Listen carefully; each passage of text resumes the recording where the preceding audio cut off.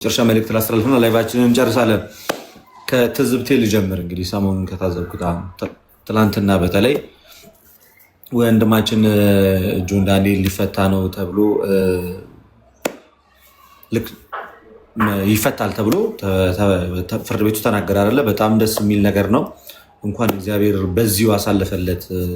እንኳን እሱንም ወደ በዙሪያ ያሉትንም ሰዎች እንኳን መድኃኔዓለም ክርስቶስ ኢየሱስ ረዳቸው። እንኳን መድኃኔዓለም ኢየሱስ ክርስቶስ ረዳቸው።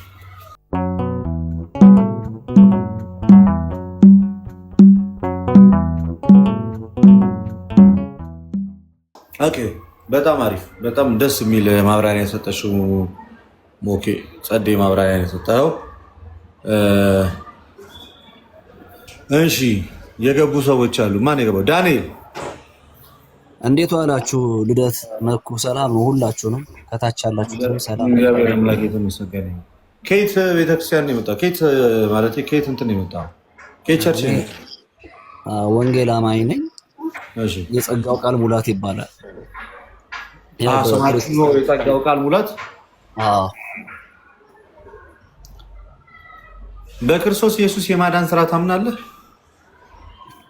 ግልጽ ነው እኮ ልደትዬ፣ እናምናለን። አሁን ባነሳው ላይ ጥያቄ ስላልክ ነው ልጠይቅህም የመጣሁት። ጠይቀኝ። ስለ ክርስቶስ አማላጅነት ማለት ነው። እሺ ጠይቀኝ። አንደኛ የምጠይቀው ጥያቄ ኢየሱስ ክርስቶስ ሊቀ ካህን ነው። ሊቀ ካህን የሆነውም በሰው ምርጫ ሳይሆን በአብ ምርጫ እንደሆነ መጽሐፍ ቅዱስ ይናገራል። ለዛውም ከመሐላ ጋር አንተ ለዘላለም ጥያቄ ነው። ሊቀ ካህን አንተ ለዘላለም በዘላለም ሊቀ ካህን ብሎ ማለ አይጸጽም። ሊቀ ካህን አይደለም አላለም። ምንድነው ጥያቄ? ልቀጥል እንደትዬ እሱን ላስረግጥልህ ፈልጌ ነው። በቃ ኢየሱስ ክርስቶስ ሊቀ ካህናችን ነው። የኢየሱስ የሊቀ ካህን ስራ ደግሞ በምድር እያሉ ሊቀ ካህናት ስራቸው ምንድነው? ሰውና እግዚአብሔርን ማስታረቅ፣ ማማለድ ወይም ማገናኘት ነበር። በመስዋዕቱ በኩል የመስዋዕቱን አቅርቦት ወይም የደሙን አቅርቦት የሚያደርገው የሊቀ ካህን ስራ ነው። ወደ ማብራሪያ ትግባ። ይህ ልጅ አይሰማም። ምን ጥያቄን ጠይቅ። ያንተን ማብራሪያ የሚሰማ ሰው የለም እዚህ። ጥያቄን ጠይቅ። ላጠቃልል። የኢየሱስ ክርስቶስ ሊቀ ካህንነት በምድር ነው በሰማይ ነው? በቃ ይህን ነው የምጠይቅ። ዘላለማዊ ነው። የምን በምድር የምን በሰማይ? በምድር አገልግሎቱን አገልግሎ ጨርሶ ሄዷል። ግን ዘላለማዊ ሊቀ ካህናት ነው ክርስቶስ። አንዴ በምድር ላይ ያቀረበው የመስዋዕትነት ስራ ክርስቶስ የሊቀ ክህነቱን ስራ የሰራው በነገራችን ላይ በመስቀል ላይ ክርስቶስ ኢየሱስ የሊቀ ክህነቱን ስራ የሰራው በመስቀል ላይ። ሊቀ ካህናት ማለት ባጭሩ መስዋዕት አቅራቢ ማለት ነው። እናም ክርስቶስ ኢየሱስ መስዋዕቱን ያቀረበው በመስቀል ላይ ነው። በመስቀል ላይ መስዋዕቱን አቅርብ እንጂ መስዋዕቱን ካቀረበ በኋላ ክርስቶስ የሊቀ ክህነቱ ስራ ወይንም ሊቀ ካህንነቱ አብቅቷል? አላበቃም። መስዋዕቱ ዘላለማዊና ሕያው እስከሆነ ድረስ ክርስቶስም ሊቀ ክህነቱ ዘላለማዊና ሕያው ሊቀ ክህነት ነው። ማለት ነው። መጽሐፍን አይደለም። ሊቀ ካህን ማለት ማለት ነው። ሊቀ ካህን ማለት ትርጉሙ ምንድን ነው? በመጀመሪያ ደረጃ ሊቀ ካህናት ለመስዋዕት የሚሆነውን ደም ይዞ በእግዚአብሔር ፊት የሚቀርብ ማለት ነው። ቃሉ በቀጥታ ትርጉሙ ምንድን ነው? ሊቀ ካህናት ማለት በሰውና በእግዚአብሔር መካከል የሚቆም ማለት ነው። በቃ አይደለም። ልደት እንዴ ደግሞ የኢየሱስ ክርስቶስ ሊቀ ካህንነት ሰማያዊ እንደሆነ አይደለም። እንግዲህ ይኸውልህ አንተ ስላልክ ደስ እንዳለ፣ ግን ሊቀ ካህናት ማለት ቀጥተኛ ትርጉሙ ምንድን ነው? ቀጥታ ትርጉሙ ሊቀ ካህናት ማለት ነገርኩህ እኮ ስራው የአሮን ስራ አይደለም የጠየቅኩህ እኔ። አንድ ተረጋግተህ አዳምጠኝ ዳንኤል። ስራውን አይደለም የጠየቅኩህ። ሊቀ ካህናት ማለት ምን ማለት ነው? በሰውና ከሰው ተመርጦ በእግዚአብሔር ፊት የሚቆም ማለት ነው። ተሳስተሃል። ለማንኛውም አይደለም። ናቲ ቀጥል። ናቲ እንግዳ ነው ዛሬ ዕብራውያን ላይ ወንድማችን። ለምን እኔን አታስጨርሰኝም? ያስጨርሳል። ከናቲ ጋር ቀጥል። እንደትሽ አይቀጥል። ቀጥል። ክርስቶስ አማላጅ ነው ዛሬም የሚል ሀሳብ ነው። ሊቀ ካህናት ላይ ነው። ሊቀ ካህናት ማለት አማላጅ ነው እያለ ያለው እና እኔ ትርጉሙን የጠየቁት። ኦኬ፣ እንዴት አደራችሁ? ናቲ እዚህ ቤት ከገባች ቅርብ ጊዜ ረጅም ጊዜ። ችግር መኩ ቀጥል። ኢትስ ኦኬ መኩ ቀጥል። አሉ ወይ ማለት መስዋዕቱ እንዴት አድርገህ ነው መጣ? በጊዜ መጣ ብዬ አንተ ሰላም ያለው ሁላችሁንም ልደተ ቆይ አንዴ ዳንኤል ነው አይደል ያነሳው ጥያቄውን ይመስለኛል። ልደት አዎ እርሱ በሰማያዊቱ ባለችው ድንኳን ውስጥ አገልጋይ እንደሆነ በሰው ባልተሰራችው በእጅ ባልተሰራችው ድንኳን አገልጋይና ሊቀ ካህን እንደሆነ ይናገራል። የሊቀ ካህን ደግሞ ስራ በምድር እያለ ማስታረቅ፣ ደም ይዞ በእግዚአብሔር ፊት መቆም ነበር። ስለዚህ ኢየሱስ ክርስቶስ አማላጅ ነው የምለው። ቆይ አንዴ የመጀመሪያው ልደት የጠየቀህን አልመለስክለትም። ሊቀ ካህናት ማለት ምን ማለት ነው ነው? ለምንድን ነው የሚሾመው? አንድ ሊቀ ካህን ለምንድን ነው የሚሾመው? ሊቀ ካህን ሆኖ ለምንድን ነው የሚሾመው? ከካህናት ተመርጦ ለምንድን ነው የሚሾመው?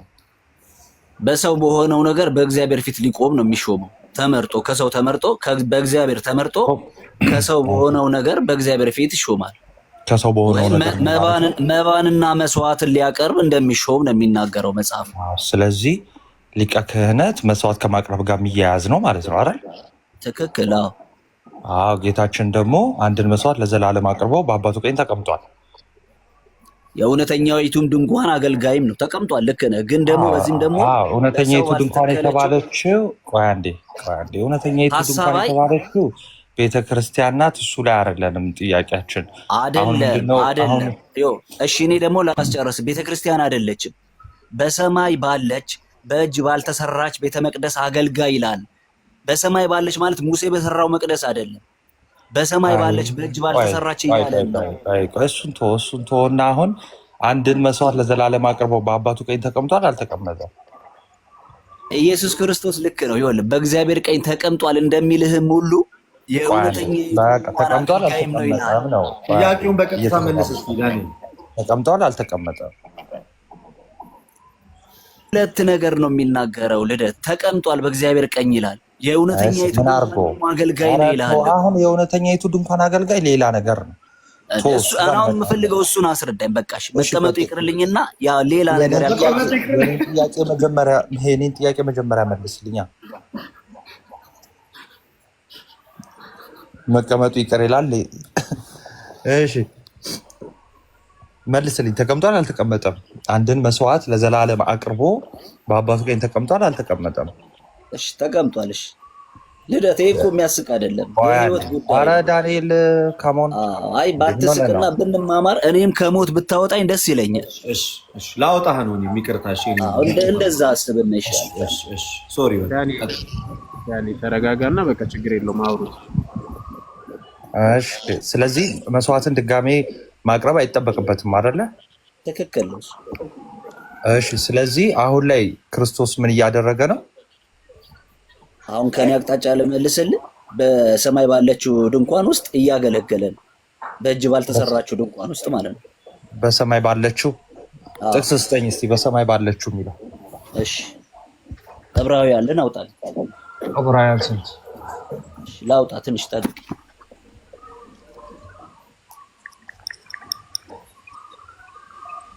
አሁን ተመልከቱ እንዴት አይነት መረዳት እንደሚረዱ ማለት ነው።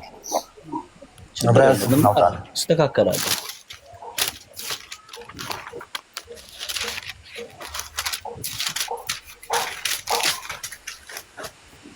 ሼር ኮፒ ሊንክ እያደረጋችሁ ታብታብ ማድረጋችሁን አታቋርጡ። ክርስቲያኖች ፕሮቴስታንቶችም ታብታብ አድርጉ።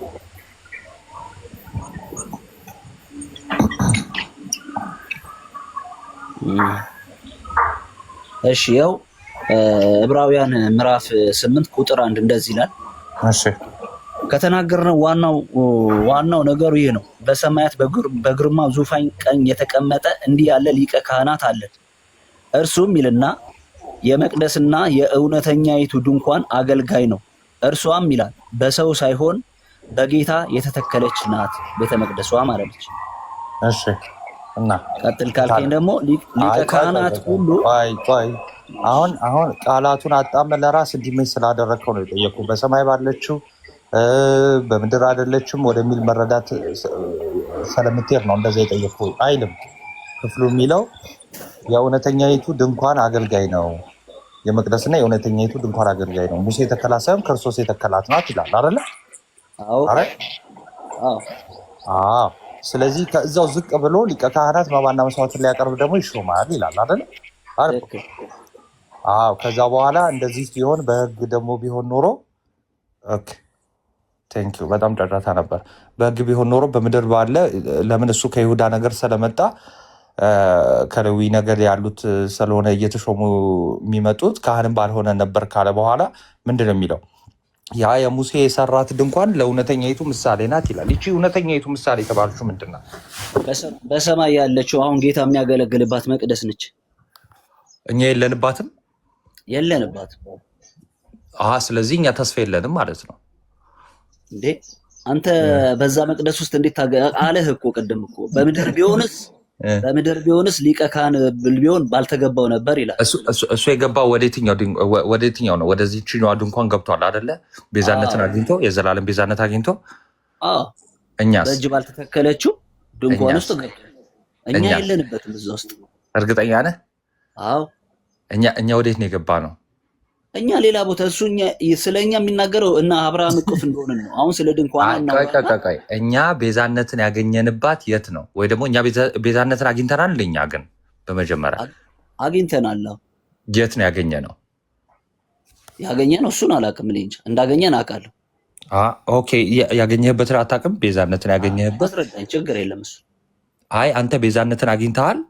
አግኝቻለሁ። በክርስቶስ ደም ቤዛነትን እንዳገኘው መጽሐፍ የት ነው ያገኘው? እኮ የት ነው ያገኘው? በምድር ወይስ በሰማይ?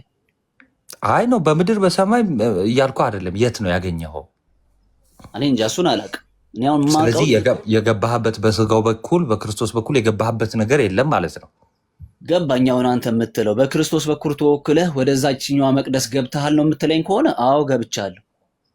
አይ እኔ እንደዛ ነው የምትለኝ፣ እንደዚህ አላልኩም። አሁን የገባህበት ቤዛነትን ያገኘህበት አለ ወይ አልኩ። እሱ ቤዛነትን አግኝቶ የገባህበት አለ። እሱ ነው ስለማላውቅ አስረዳ። ስለዚህ እንደዛ ከሆነ እሱ ቤዛነትን አግኝቶ ራሱ ሆኖ የገባባት ቤተክርስቲያን ናት። የትኛዋ ቤተክርስቲያን? ዩኒቨርሳል በምድር ያለችው በሁለቱም ነው ያለችው ቤተክርስቲያን። በአብ ቀኝም አለች፣ ክርስቶስ ባለበት ሁሉ አለች። ክርስቶስ በስጋ ባለበት ሁሉ የምትገኝ ናት። በአብ ቀኝ አለ። በአብ ቀኝ በቀኙ ስፍራ አስቀመጠን፣ በሰማያዊ ስፍራ አስቀመጠን የተባለችውን ቤተክርስቲያን ናት። በሰማይም አለች፣ በምድርም አለች። ስለዚህ እኛ ወደዚህ ወደ ልጁ መንግስት ገብተናል። ይሄ ደግሞ ቤዛነትን አግኝቶ ወደ ገባበት ማለት ነው። እሺ ስለዚህ የመጀመሪያው ነገር ምንድነው? አሁን ወደ ጥያቄ እንመጣለን። የመጀመሪያው ነገር ምንድነው? ክርስቶስ ቤዛነትን አግኝቶ የዘላለም ማለት ነው የዘላለም ቤዛነትን አግኝቶ ራስ ሆኖ ወደ ገባባት። ለምን? ክርስቶስ የቤተክርስቲያን ምንድነው? ራስ ነው አይደለ? ይሄ ግን እየተናገረ ያለው ይኸውልህ ስለ ቤተ መቅደስ ነው። ሙሴ ይሰራት ስለነበረችው ምሳሌ ነው በተራራው ላይ እንደተገለጠልህ ምሳሌ ሁሉን ታደርግ ዘንድ ተጠንቀቅ ተብሎ በምሳሌ ስለተሰራችውና እውነተኛችሁ ስለሆነች መቅደስ ነው እየተናገረ። በክርስቶስ ቤተክርስቲያን አይደለም። አይ ታዲያ ምንድን ናት? እሺ ስለ ቤተክርስቲያን እንዳልሆነ ወረድ በልና ቁጥር 20 ምናምን ላይ 25 ላይ አንብበው። እሺ ነገር ግን ክርስቶስ ይመጣ ዘንድ ላለው መልካም ነገር ሊቀ ካህናት ሆኖ በምትበልጠውና በምትሻለው ስንት 25 ላንብል 9 20 21 እሺ 9:21 አሁን ቤተክርስቲያን እንዳልሆነ ሊያሳየን ነው። እሺ 9:21 እሺ ነገር ግን ክርስቶስ ይመጣ ዘንድ ላለው መልካም ነገር ሊቀ ካህናት ሆኖ በምትበልጠውና በምትሻሻለው በእጆችም ባልተሰራች ማለት ለዚህ ፍጥረት ባልሆነች ድንኳን ለዘላለም ቤዛነትን አግኝቶ አንድ ጊዜ ፈጽሞ ወደ ቅድስት በገዛ ደሙ ገባ እንጂ በፍየሎችና በጥጆች ደም አይደለም ይላል። ታዲያ እና ቤተክርስቲያን አይደለችም የሚለው ምንድን ነው? ወደ መስቀል ነው። መስቀል ደግሞ የቤተክርስቲያን ማዕከሉ ነው። እኔ እንጃ። እኔ አሁን አንተ ከምትለኝ ጋር በጣም አሪፍ። የብሉይ ኪዳን ሊቀ ካህናት ወደ ቅድስት ይገባሉ አይገቡም? በምድር በነበሩ ሰዓት ይገባሉ። ምን ሊያደርጉ ነው የሚገቡት? ሊያማልዱ። ጥቅስ ሊያማልዱ ይገባሉ የሚለውን ጥቅስ ስጠኝ። ያው የብሉይ ኪዳንን ታሪክ ማንበብ ነው። አረ ዕብራውያንን አንብ መጀመሪያ። ዕብራውያን ላይ መስዋዕት ሊያቀርብ ወደ ቅድስት ይገባል ይላል አይደለ? ስለዚህ ወደ ቅድስት የሚገቡት መስዋዕት ሊያቀርቡ ነው አይደለም? ነው። መስዋዕት ሊያቀርቡ ማለት የፍየልም ሊሆን ይችላል፣ የጥጃ መስዋዕት ሊያቀርቡ ወደ ቅድስት ይገባሉ አይደለ? አዎ። እሺ ለምንድን ነው መስዋዕቱ? ለኃጢአት ነው አይደል? ትክክል። ክርስቶስ ደግሞ ወደ ቅድስት ገባ አለ የራሱን ደም ይዞ። ስለዚህ በገዛ ደሙ ገባ አለ። ምን ሊያደርግ ነው የገባው? መስዋዕት ሊያቀርብ አይደል? ትክክል። ስለምን? ስለ ኃጢአት አይደል? ትክክል። ስለ ኃጢአት ደሙን ያፈሰሰልን መስዋዕቱን ያቀርበልን የት ነው? መስቀል ላይ። ቢንጎ። ስለዚህ መስቀል ላይ ነው ማለት ነው። ደሙን ይዞ ግን የቀረበው የት ነው? መስቀል ላይ አይደለም። ወደ ቅድስት ገባ እያለ እኮ ነው። ስለኛ አሁን ይታይ ዘንድ ወደ ቅድስት ገባ እያለ እኮ ነው እኮ። ታዲያ እሺ፣ እዛው ዝቅ ብላ አነበው። እንደዛ እኮ ቅድስቷ ያለችው የት ነች? ነው ስለኛ አሁን ይታይ ዘንድ የሚለውን ዝቅ ብላ አነበው። ወይ ደግሞ እኔ ከፍቼ ላነብል ስለምን እያወራ እንደሆነ ማለት ነው። አንዴ ያቀረበው መስዋዕት ነው፣ እሱ በመስቀል ነው። መታየት ማለት ምን ማለት ነው? መስዋዕት ማቅረብ ማለት ነው። በነገር ላይ መታየት ማለት መስዋዕት ማቅረብ ማለት ነው እኮ። ገብቶኛል። መስዋዕት ማቅረብ እኮ አሁን ክርስቶስ መስዋዕቱን ያቀረበው መስቀል ላይ ነው። መስቀል ላይ ያቀረበ። ኧረ አንተ ሰውዬ ስለኛ አሁን ይታይ ዘንድ በገዛ ደሙ ገባ እያለ እኮ እያነበብክ ነው። እሺ እዛው ማስረጃ ልስጥ። ቀጠል አድርጌ ቁጥር 25 ላይ ማለት ነው። ቁጥር ልብ በሉ ታች ያላችሁ እሺ፣ መማር ስላለባችሁ 24 ላይ ምን ይላል? ክርስቶስ በእጅ ወደ ተሰራች የእውነተኛይቱ ምሳሌ ወደምትሆን ቅድስት አልገባም። ወደ እውነተኛይቱ ቅድስት ማለት ሙሴ ያኔ የሰራት ነበረች ተበርናክል። አሁን ቆይ አትደረው፣ ተበርናክል ነበረች። ወደዛ ተበርናክል አልገባም። ሙሴ ወደ ሰራት ወይ ደግሞ ያቺ ምሳሌ ነው የምትሆነው። ወደዛ ቅድስት አልገባም። ያ እዛ የሚገቡት የነበሩት ምንድነው? ሌዋውያን ካህናት ይገቡ ነበር። አዎ በየዓመቱ። እሺ የእውነተኛይቱ ምሳሌ ወደምትሆን ወደ ቅድስት አልገባም። ነገር ግን አለ በእግዚአብሔር ፊት ስለኛ አሁን ይታይ ዘንድ ወደ እርሷ ወደ ሰማይ ገባ አለ። ወደ ሰማይ ገባ አለ። እቺ ሰማይ የተባለችው መስቀል እንደሆነች ራሱ ወንድማችን እዚሁ ነግሮናል። እንዴት? ቁጥር 25 ላይ ሊቀ ካህናትም በየዓመቱ የሌላውን ደም ይዞ ወደ ቅድስት ወደ ቅድስት እንደሚገባ ራሱን ብዙ ጊዜ ሊያቀርብ አልገባም። ስለዚህ መታየት ማለት ምን ማለት ነው ወንድማችን? ማቅረብ ማለት ነው አደለ? ይኸው እዛው ሲመልስል ምን አለ? ሊቀ ካህናትም በየዓመቱ የሌላውን ደም ይዞ ወይ የእንስሳውን ደም ይዞ ወደ ቅድስት እንደሚገባ ራሱን ብዙ ጊዜ ሊያቀርብ አልገባም። ስለዚህ አንድ ጊዜ ነው ሊያቀርብ የገባው ማለት ነው። ይሄን 10 ላይም ያብራረዋል። እንዲህስ ቢሆን ዓለም ከተፈጠረ ጀምሮ ብዙ ጊዜ መከራ ሊቀበል ባስፈለገው ነበር። አሁን ግን በዓለም ፍጻሜ ራሱን በመሰዋት ኃጢአትን ሊሽር አንድ ጊዜ ተገልጧል። ስለዚህ አንድ ጊዜ በስጋ የተገለጠው ምን ሊያደርግ ነው? አንዴ መስዋዕት ለመሆን ነው። ስለዚህ ይህን መስዋዕት ደግሞ አንዴ ነው ያቀረበው። እንደ ብሉይ ኪዳን ሊቀ ካህናት 10 ጊዜ እንደው በየዓመቱ የሚገባ አይደለም እያለ ነው። ኦኬ ገባህ አይደለ ዳኔ? ስለዚህ መታየት ማለት ልክ ከሆንኩ ጨርሰናል ማለት። አይ ልክ ነህ። አሁን እኮ ያልከው እኔ አሁን ክርስቶስ 10 ጊዜ ሞተ አላልኩም፣ አንድ ጊዜ ነው የሞተው። ነገር ግን ደሙን ይዞ ወደ መቅደስ በእጅ ወደ አልተሰራችው መቅደስ በገዛ ደሙ እንደገባ እኮ እየነገረን ነው እኮ። በገዛ ደሙ የገባው መስዋዕት ሊያቀርብ ነው እኮ የራሱን ደም። አዎ ስለዚህ ራሱ መስዋዕት ሊያቀርብ ደግሞ የገባው የት ነው? በእጅ ባልተሰራችው መቅደስ በሰማይ ባለችው አይደለም። በእጅ ባልተሰራችው ሰማይ ነው የሚላት። ላንብብ። አንዴ አነበብኩልህ እኮ ወንድሜ። ይኸውልህ በገዛ ደሙ የገባው ምን ሊያደርግ ነው? መስዋዕት ሊያቀርብ ነው አይደል? ታነበው። የቱ ጋር ነው ያለው? ምዕራፍ ስንት ላይ ነው ያለው? ነገር ግን ዕብራውያን 9 አይደል እያነበብክ ያለ? 9 የትኛውንም አነበው ችግር የለውም። 9:21 ላይ መሰለኝ እንደዚህ ይላል። ነገር ግን ክርስቶስ ይመጣ ዘንድ ላለው መልካም ነገር ሊቀ ካህናት ሆኖ በምትበልጠውና በምትሻለው በእጆችም ባልተሰራች ማለት ለዚህ ፍጥረት ባልሆነች ድንኳን ለዘላለም ቤዛነትን አግኝቶ አንድ ጊዜ ፈጽሞ ወደ ቅድስት በገዛ ደሙ ገባ። ወደዛችማ በገዛ ደሙ እንደገባ ነው። በመስቀል እዚህ ምድር ላይ ተሰዋ። ደሙን ግን ይዞ የገባው እዛ ነው። እንትን ነው በሰማይ በመቅደስ ውስጥ እንደሆነ ነው የሚነግረን እኮ። ስለዚህ ቤዛነትን አግኝቶ ወዴት ገባ ይላል? አንድ ጊዜ በእጅ ወዳልተሰራችው መቅደስ ገባ፣ በሰማይ ባለችው መቅደስ ውስጥ። እሺ ስለዚህ አማላጅ ነው። አንዴ ኧረ እባክህ በቃ አንዴ ቤዛነትን አግኝቶ በእጅ ወዳልተሰራች ምን ገባ ነው የሚለው? አንዴ አንብቦ መቅደስ ገባ። እሺ እኛ ቤዛነትን አግኝተን የገባንባት ምንድን ናት? በክርስቶስ ውስጥ ሆና እኛ ነው የገባ ነው እኮ። ምን በእጅ ወዳልተሰራች መቅደስ? ቆላሴስ 1:13 አንብልኝ። ቆላሴስ 1:13 ወይም ደግሞ አንተ እዚሁ ላይ ሁና ልደትሻ ይመቻል አንብብልኝ። ልብ በሉ አሁን ያነበበልንን ይሁ ክርስቶስ ወዴት ገባ ነው የተባለው? ይቺ መቅደስ የተባለችው ቤተክርስቲያን አይደለችም ብሎኛል። ቤተክርስቲያን እንዴት እንደሆነች ነው ማሳያችሁ። አሁን ይኸውላችሁ አንድ ያነበው ዳንኤል ቆላሲያስ 1:13 አንብብልኝ። እኔ ያውን የዘላለም ቤዛነትን አግኝቶ ወዴት ገባ ነው የሚለው? በእጅ ወዳልተሰራችው መቅደስ ገባ፣ ለዚህ ዓለም ባልሆነች። ስለዚህ ቆይ አንዴ አሁን ቆላስይስ 1:13 አንብልኝ።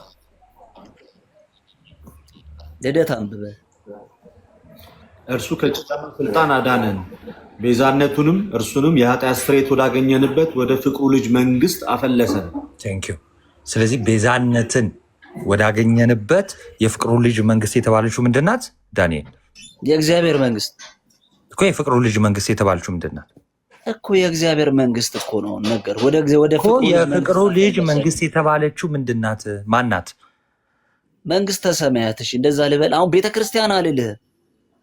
እኔ እናንተ አሁን እያወራን ለምን መሰለም አልልህ። አሁን እኮ እኔ እናንተ ይኸውልህ ሊቀ ካህናት አገልግሎት ወደሚፈጽምበት ድንኳን ነው እያወራን ያለ ነው። ስለዚህ አንተ አሁን መንግስተ ሰማያት ገብተሃል?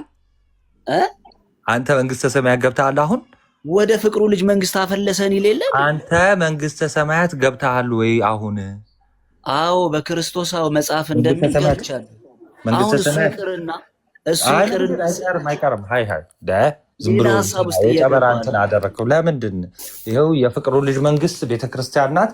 ከዛን እሷ ደግሞ ቤዛነት ያገኘንባት ናት። ወደዚህ ወደ ቤዛነት ወደተገኘበት ደግሞ እሱም ክርስቶስ ቤዛነት ወዳገኘበት ተብሎ ተነግሯል። ይሄን ላሳየን ያመጣው።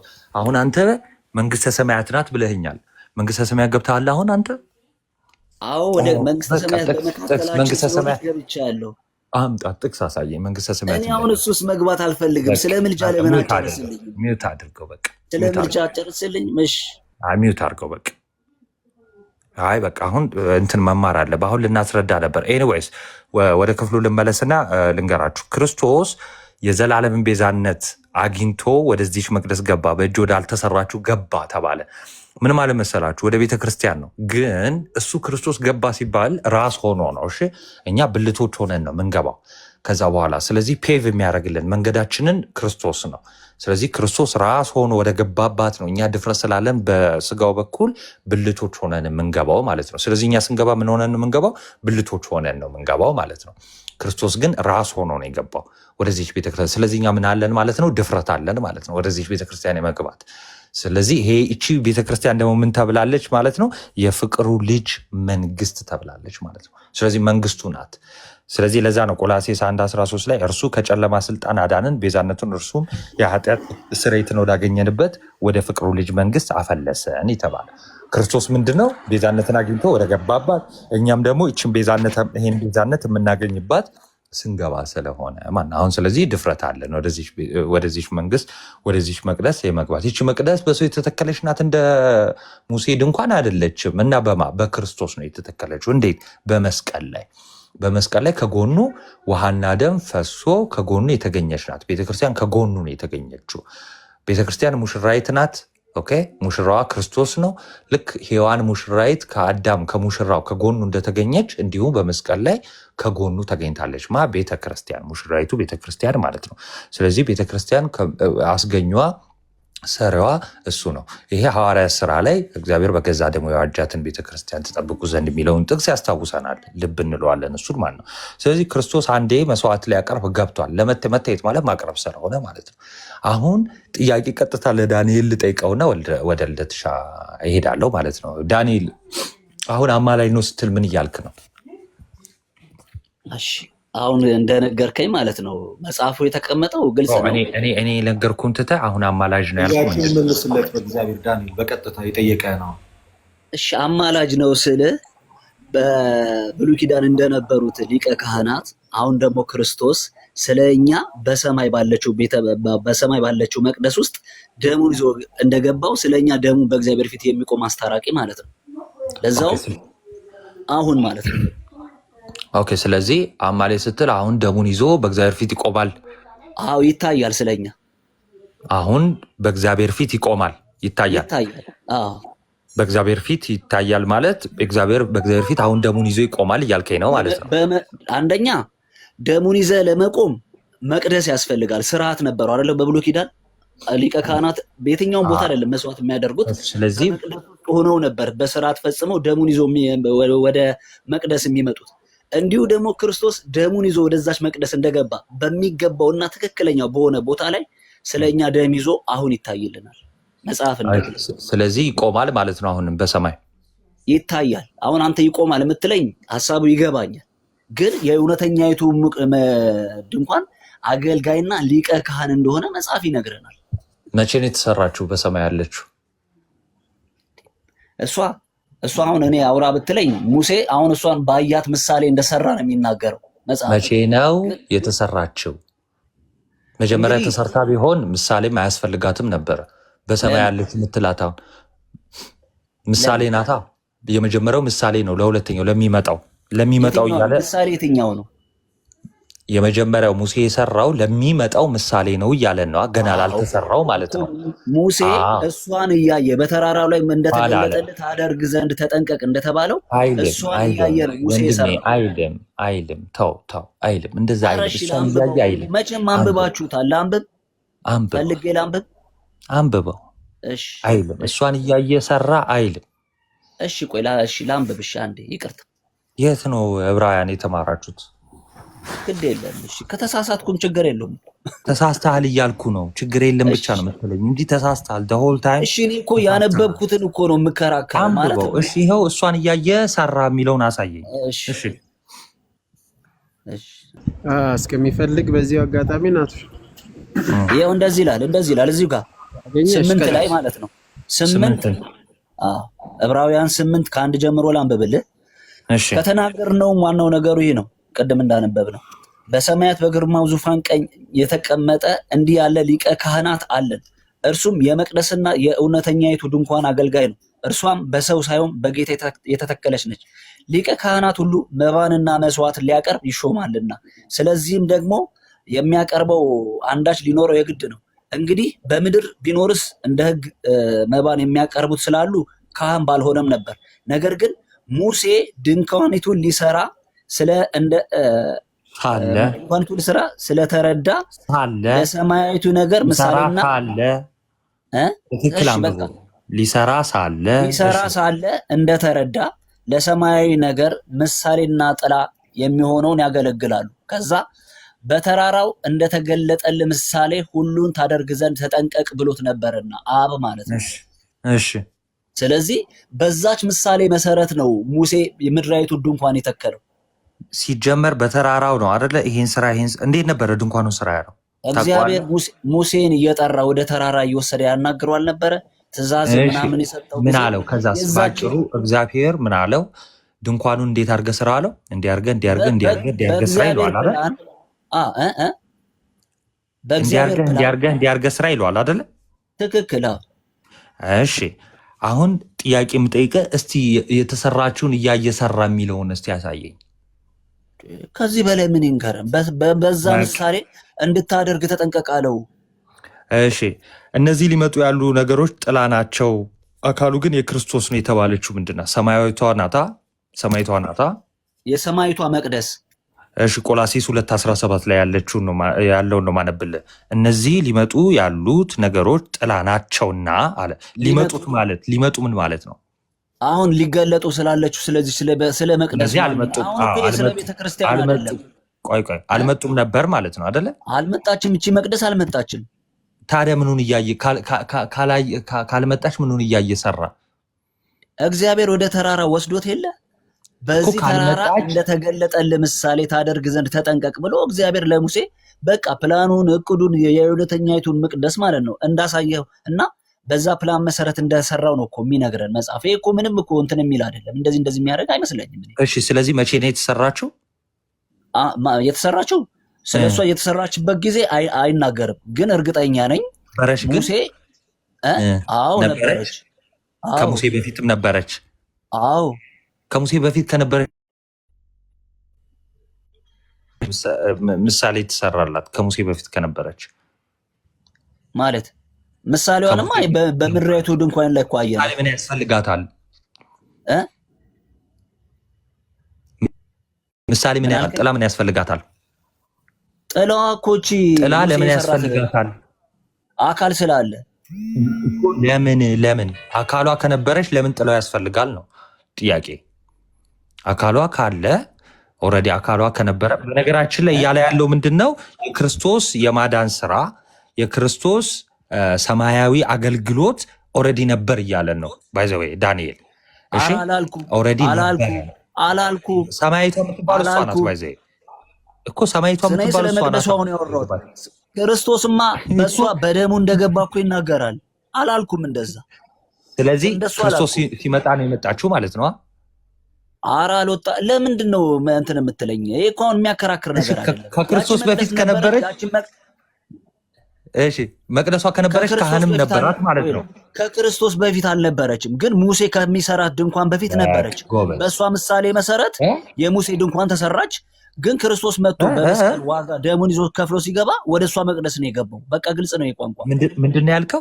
ከክርስቶስ በፊት አልነበረችም፣ ግን ከሙሴ በፊት ነበረች ነው ያልከው? አዎ የሙሴ አገልግሎት ከመኖሩ በፊት ነበረች። ወደ ተራራው ወሰደና በእሷ ምሳሌ መሰረት እግዚአብሔር አሰራው።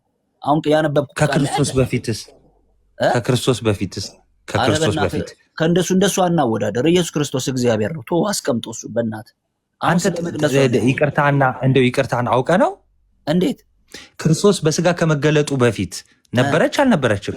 ነበረች። ስለዚህ ካህን አላት ማለት ነው። ካህን አላት ማለት ነው። መቅደስ ካለ ካህን አለ ማለት ነው። አረ የእሷ አገልግሎት አልተጀመረም። እኔ ለምንድን ነው አለች እምልህ? በእሷ ምሳሌ መሰረት እንድትሰራ ተጠንቀቅ ብሎ ጥቅስ ስጠን እስቲ ጥቅስ እንደነበረች ከክርስቶስ በፊት እንደነበረች ጥቅስ ስጠን። ይኸው አነበብኩልህ እኮ። ይሄኛው ምንም እግዚአብሔር ለሙሴ ያዘዘውን ነገር ያነበብክልን። በቃ እንግዲህ ሙሴ በሰማያዊ ፕላንና በሰማያዊ ምን ሆነ ነው ወንድሜ? አንተ ብቻ የተለየ ጴንጤዎችም እንደዚህ አያምኑም። በነገራችን ላይ አንተ ብቻ የተለየ ጴንጤ ሆንክ። በነገራችን ነው የሚለኝ ከክርስቶስ በፊት ይቺ መቅደስ ነበረች ወይ ደግሞ ይሄ ሰማያዊ አገልግሎት ነበረ ብሎ የሚያስተምር እኔ መናፍቅም አላየሁም። አረ እኔ እንደሱ አልወጣኝም አላልኩህም።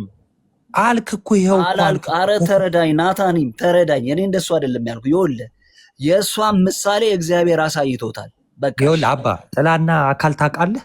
ጥላና ወይም ደግሞ ጥላ ምንድን ነው? አካለው የአካል ነጸብራቅ ማለት ነው። ስለዚህ አካሉ የለም ማለት ነው አይደል? አልተገለጠም እንጂ አለ።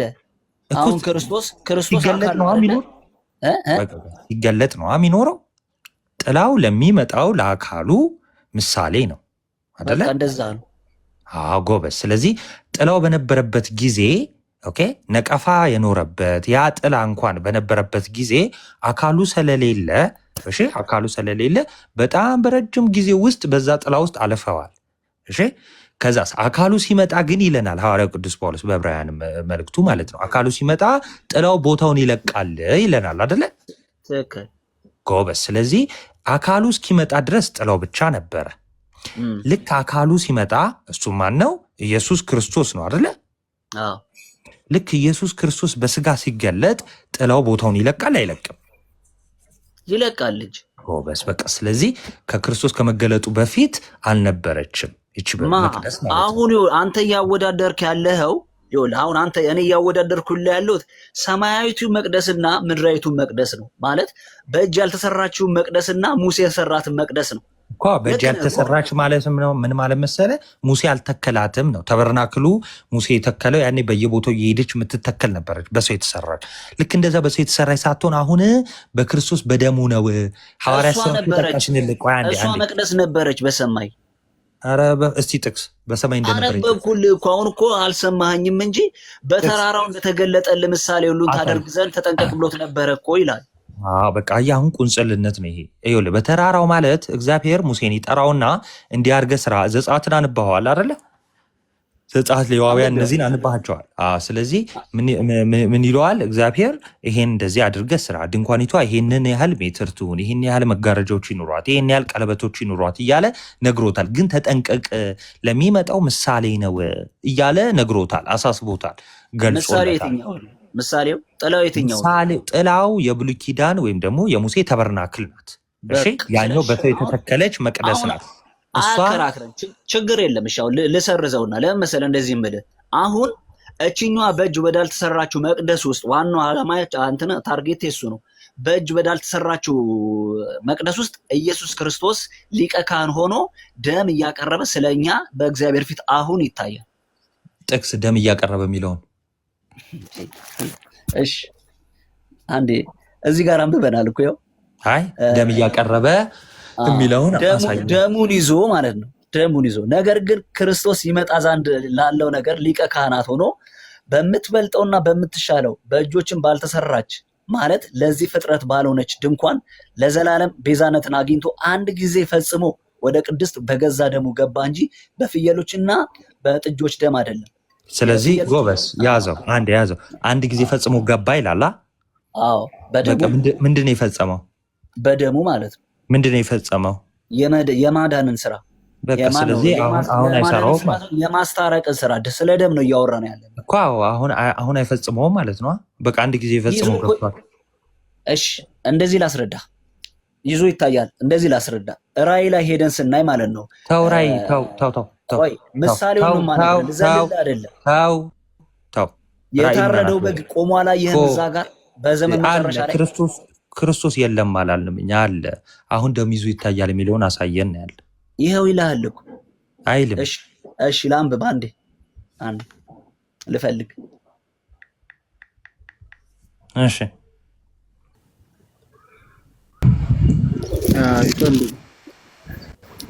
ናቱ ይፈልግና እናንተ ቀጥሉ። እንደዚህ ይላል እዛው ላይ ማለት ነው። ምዕራፍ ስንት? እዛ ምዕራፍ ማን ነው? ምዕራፍ 9 ቁጥር 24 ነው 21 ላይ እንደዚህ ይላል። እንዲሁም ድንኳኒቱን ለማገልገል በድንኳኒቱ በማገልገያ ሁሉ ላይ ደምን ረጨ ሙሴ ማለት ነው።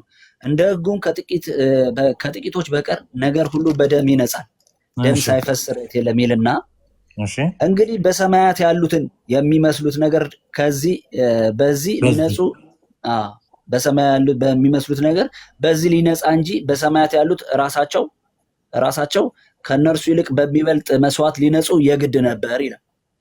ክርስቶስ በእጅ ወደ ተሰራች እውነተኛይቱ ምሳሌ ወደ ምትሆን ወደ ቅድስት አልገባም። ነገር ግን በእግዚአብሔር ፊት ስለኛ አሁን ይታይ ዘንድ ወደ እርሷ ወደ ሰማይ ገባ። ሊቀ ካህንም በየዓመቱ የሌላውን ደም ይዞ ወደ ቅድስት እንደሚገባ ራሱን ብዙ ጊዜ ሊያቀርብ አልገባም። ነገር ግን እንዲህ ቢሆንስ ዓለም ከተፈጠረ ጀምሮ ብዙ ጊዜ መከራ ሊቀበል ባስፈለገው ነበር። አሁን ግን ይላል በዓለም ፍጻሜ ራሱን በመሰዋት ኃጢአትን ሊሽር አንድ ጊዜ ተገልጧል። ሰዎችም አንድ ጊዜ መሞት ከዛም በኋላ ፍርድ እንደተመደበባቸው እንዲሁ ክርስቶስ ደግሞ የብዙዎቹን ኃጢአት ሊሸከም አንድ ጊዜ ከተሰዋ በኋላ ያድናቸው ዘንድ ለሚጠባበቁት ሁለተኛ ጊዜ ያለ ኃጢአት ይታይላቸዋል ይላል። በቃ ስለዚህ ኢየሱስ ክርስቶስ በገዛ ደግሞ የገባው ወደዛችኛዋ መቅደስ ነው ማለት ነው። አሁን ምንድን ነው ያወራኸው? ምን ብዬ ምንድን ነው ያወራኸው? በመጀመሪያ ደረጃ አንዴ ገባ፣ በቃ ፈጽሞ ገባ የሚለውን ተስማማል። በምኑ ገባ? አሁን ደሙን ይዞ በፊት ይቆማል የሚለውን እንድታሳየኝ ነበረ እኮ። እሺ በፈልጉ አገኘዋለሁ፣ ግን እንዳለ ታውቃለህ አታገኘውም። ባይ ዘ ዌይ ይሄው ፕሮቴስታንት የተመሰረተበትን ሙሉ እድሜ ይሰጣሉ፣ አታገኘውም። አሁን ደሙን ይዞ ይታይ። አሁን ደሙን ትንሽ ደቂቃ ከሌላ ጋር ተወያዩና እንቀጥላለን። ከአንተ ጋር ነው የምጨርሰው። እዛው 10 ላይ አንብልኝ ይሄንን። ይኸው ፕሮቴስታንት ከተመሰረተበት እድሜ 500 ሰጥቻለሁ። እሺ እድሜ ይስጠን ብቻ ማለት ነው። እዛው 10 ዝቅ በልና ቁጥር 10 ምዕራፍ 10 ላስነብብ። እንዳልቆመ ክርስቶስ አሁን እንዳልቆመ ላሳይህና እኔ ደግሞ ልዝጋው። እሺ አንተ ቆሟል ነው የምትለኝ አሁን ማለት ነው። እኔ ደግሞ እንዳልቆመ ቆይ አሁን አንተ በምትለኝ መሰረት ቆሟልና ተቀምጧል ልታሳየኝ እንደሆነ አውቃለሁ። በቃ አንዴ ሚውት አድርገው አንተ ቆሟልና ተቀምጧልን አይደለም። በቃ ሚውት አድርገህ ስማኝ አንዴ። ዕብራውያን 10 አብረህ ተከታተለኝ። እሺ ይኸውላችሁ ክርስቶስ አንዴ የማዳንን ስራ ያንን መስዋዕት ካቀረበልን በኋላ በአባቱ ቀኝ ተቀመጠ። መቀመጥ ማለት ባይዘ ስራ መጨረስ ማለት ነው። እሺ መጨረስ ማለት መፈጸም ማለት ነው። የብሉይ ኪዳን ሊቀ ካህናት ኦኬ፣ እዚሁ ላይ ለነገሩ ስለሚነግራችሁ ችግር የለውም። 10 እንዲህ ይላል ይኸውላችሁ፣ በዚህም ፈቃድ የኢየሱስ ክርስቶስ ስጋ አንድ ጊዜ ፈጽሞ ምን ብሎ ፈጽሞ በማቅረብ ተቀድሰናል። ስለዚህ አንዴ ፈጽሞ በማቅረብ ተቀድሰናል። ሊቀ ካህናት ሁሉ የቶቹ የብሉይ ኪዳን ሊቀ ካህናት ሁሉ ዕለት ዕለት እያገለገሉ እሺ ኃጢአትን ሊያስወግዱ ከቶ የማይቻላቸውን እነዚያን መስዋዕቶች የእንስሳው፣ የፍየል፣ የኮረማውን ማለት ነው ብዙ ጊዜ እያቀረበ ቆሟል። የት ነው የሚቆመው? ቅድስተ ቅዱሳን ውስጥ። ኦኬ በየዓመቱ እያገለገሉ ይቆማሉ። መቀመጥ የሚባል የለም። ለምን? ስለማይጨርሱ ማለት ነው። እሺ ፍጽምና የሚሰጥ አገልግሎት ስላልነበር ያ ማለት ነው። የሌዋውያን የክህነቱ አገልግሎት ፍጽምናን የሚሰጥ አልነበረም። ስለዚህ ምን አለ? ብዙ መስዋዕቶችን እያቀረቡ እነዛን ኃጢአት ሊያስወግዱ የማይቻላቸው መስዋዕቶች እያያዙ ምን ይላሉ? እያቀረቡ ቆመዋል። እሺ እርሱ ግን ክርስቶስ ስለ ኃጢአት አንድን መስዋዕት ማንን? የራሱን ማለት ነው። አንድን መስዋዕት ለዘላለም አቅርቦ በእግዚአብሔር ቀኝ ተቀመጠ። ይሄ ነው መጽሐፍ ቅዱሱ። መጽሐፍ ቅዱሱ ጨምቀ የምታወጣው ይሄ ነው። ከተናገርነው ዋና ነገር የሚለ ይሄንን ነው። ባይዘው ሐዋርያው ቅዱስ ጳውሎስ ማለት ነው። ይሄው እርሱ ግን እንደ ብሉይ ኪዳን ሊቀ ካህናት አይደለም። ለምን ኮምፔር እያደረገ ነው የመጣ? የብሉይ ኪዳን ሊቀ ካህናት ኃጢአት ሊያስወግዱ የማይቻላቸውን ስለሆነ እነዛን መስዋዕቶች ይዘው እየቆሙ ነው የሚቀጥሉት። ከዛ ሙሴ ስለሚይዛቸው ደግሞ እየተተካኩ ይሄዳሉ አለ። ከዛ ግን እርሱ ግን ክርስቶስ አንተ ምን አልክ? ደሙን ይዞ ቆሞ ይታያል አሁን ብላላ አይልም። እርሱ ግን ስለ ኃጢአት አንድን መስዋዕት ለዘላለም አቅርቦ በእግዚአብሔር ቀኝ ተቀመጠ። ጠላቶቹ የእግሩ መረገጫ እስኪደረጉ ድረስ ወደፊት ይጠብቃል። አንድ ጊዜ በማቅረብ የሚቀደሱት የዘላለም ፍጹማን አድርጓቸዋል። ስለዚህ እኔና እናንተ ክርስቲያኖች አንድ ጊዜ በማቅረቡ ነው የምንቀደሰው። ስለዚህ እኔ እናንተ ኦልሬዲ መዳናችንን ያገኘን ማለት ነው። ወደዚህ ሳልቬሽን የመጣን ወደዚህ ቤተክርስቲያን የተጨመረን የክርስቶስን ያንን ቤዛነት ያገኘን። ከዛ ደግሞ ሌላ ደግሞ ማግኘት የሚፈልግ ራሱ ካለ አንድ ጊዜ በቀረበው መስዋዕት ነው። አንድ ጊዜ በቀረበው መስዋዕት የዘላለም ፍጽምናን ያገኛል ሰው አንድ ጊዜ በቀረበው መስዋዕት ብቻ ማለት ነው። እንደውም አለ መንፈስ ቅዱስም ለዛ ይመሰክርልናል። ከዚያ ወራት በኋላ ከነሱ ጋር የምገባው ኪዳን ይህ ነው ይላል። በልባቸው ሕጌን አኖራለሁ በልቦናቸው እጽፋለሁ ይላል። ስለዚህ በልቦናችን የሚጻፈው እንዴት ነው? ልክ ከላይ ሙሴ ምን ብሎ ነበር የመጣው? ሙሴ ደምና የጭራ አነሳ፣ ሂሶጵ አነሳ፣ ከዛ በኋላ ከውሃ ጋር ቀላቀለው፣ ረጨው በህዝቡ ላይ በመጋረጃው ላይ ረጨው ብሎ አልነበረ? ልብ በሉ፣ መጋረጃ ልባችን ነው። አሁን መጽሐፍ የተባለው ልባችን ነው። ስለዚህ አሁን ይሄንን መንፈስ ቅዱስ ምን ያደርግልናል ማለት ነው? በልባችን ይረጫል ማለት ምኑን? ከጌታ ጎን የፈሰሰውን ውሃና ደም በእያንዳንዳችን በክርስቲያን ልብ ላይ ይረጫል ማለት ነው። ለምን? ያ የሙሴ አገልግሎት ወይ ደግሞ የሌዋውያን አገልግሎት ወይ ደግሞ የብሉይ ኪዳኑ ለአዲስ ኪዳኑ ምሳሌ ስለሆነ ልብ በሉ። መስዋዕት አለ፣ ከዛን ህዝቡ ላይ ይረጫል፣ መጋረጃው ላይ ይረጫል ማለት ነው አይደለ? ህዝቡ ላይ መጋረጃ ምንድን ነው? ቤተ መቅደስ። አሁን ቤተ መቅደስ ምንድን ነው? እኛ ቤተ መቅደስ ነን። እሺ እኛ ቤተ መቅደስ። ስለዚህ ቤተ መቅደሱ ላይ መረጨት አለበት፣ ልክ እንደ ብሉይ ኪዳኑ ማለት ነው። ለምን? ምሳሌ ጥላ ስለሆነ ማለት ነው። ያ እንዴት ነው የሚሆነው? በመንፈስ ቅዱስ በልባችን ከጌታ ጎን የፈሰሰውን ውሃና ደም ይረጫል ማለት ነው። እሺ ስለዚህ በነገራችን ላይ ዕብራውያን 10 ላይ ብቻ አይደለም። የሚገርባችሁ ነገር ዕብራውያን 1 ሲጀምር ምን ብሎ እንደሚጀምር ልንገራችሁ ማለት ነው። እርሱ ዕብራውያን 1:3 ላይ ማለት ነው። እሺ ከላይ ምን ብሎ ነበረ? ሁሉ ወራሽ ባደረገው በልጁ አሁን ተናገረን። እንደው ከሁሉ ነቢያት ሁሉ ይበልጣል ልጁ ካለ በኋላ እርሱም የክብሩ መንጸባረቅና የባህሪው ምሳሌ ሆኖ ሁሉን በስልጣኑ ቃል እየደገፈ ጌታችን መድኃኒታችን ኢየሱስ ክርስቶስ ኃጢአታችን በራሱ ካነጻ በኋላ በሰማያት በግርማው ቀኝ ተቀመጠ ነው የሚለው። ወንድማችን ደግሞ እንደዚህ አይነት ሰዎች ይመጡና ምን ይላሉ? አሁን አልተቀመጠም፣ ቆሞ ደሙን ይዞ ቆሞ። ትቀልዳለህ? እሺ ላውራ ኤኒዌይስ ይበቃል። ተማር ልደትሻ ምናምን ቀጥሉ። ስለኛ አሁን ይታይ ዘንድ ይላል። እችን ጨርስ። አንተ አሁን ልባችን ነው ቤተ መቅደስ ብለሃል። ክርስቶስ እኛ ውስጥ ሊቀ ካህናት ሆኖ ነው የገባው። አሁን እኮ ትልቅ ጥያቄ ነው የሚጠይቀው። ሁለተኛ ደግሞ ያው አንተ አሁን ያልከው ጋር ማደሪያ ስለሆነ 25 ላይ እንደዚህ ቤተ መቅደስ ያልኩ ማደሪያ ነን፣ እግዚአብሔር ማደሪያ ነን፣ እኛ ቤተ መቅደስ ነን። መጽሐፍ ቅዱስ ይላል። ግን ኢየሱስ ክርስቶስ ይወለ ሊቀ ካህናት ሆኖ የገባው እኛ ልብ ውስጥ አለ። እኔ ተሳሳታለ ብዬ በፍጹም አልጠባም። ወደኛ ልብ ገባ አላልኩም፣ ወደ ቤተ ክርስቲያን ገባ ነው ያልኩ። አይምሮም ጆሮም ሳይኖር እንዴት ይሆናል? ልደት ሲያቀጥሉ ተው እንደዚህ አትበለኝ። ያልኩትን ቢያንስ ድገም እንጂ እኔ ወደኛ ልብ ገባ አልኩ እንዴ? እሺ ስለኛ አሁን ይታይ ዘንድ እግዚአብሔር ፊት ስለኛ አሁን ይታይ ዘንድ ወደ እርሷ ገባ ይላል። አንዴ ሚውት አድርገው ዳኔ። አንዴ ስለኛ ይታይ ዘንድ የተባለው መስዋዕትን ያቀርብ ዘንድ ወደ ሰማይ ገባ። ሰማይ የተባለች ነሳሰርሊ ይሄ የምታየው ደመና ያለበት ሰማይ አይደለም። እኔ እንደሱ አላልኩም። ስለመቅደስ ነው። ስለኛ አሁን ይታይ ዘንድ እኮ ይላል። አሁን መታየት ማለት ነው ማለት ነው። ነገርኩ እኮ መስዋዕት ማቅረብ ማለት ነው። በፕሬዘንት አድርጎ የነገራቸው ሐዋርያው ቅዱስ ጳውሎስ መስዋዕቱ ዘላለማዊ ፈንክሽናል መሆኑን ለመናገር ስለፈለገ ነው።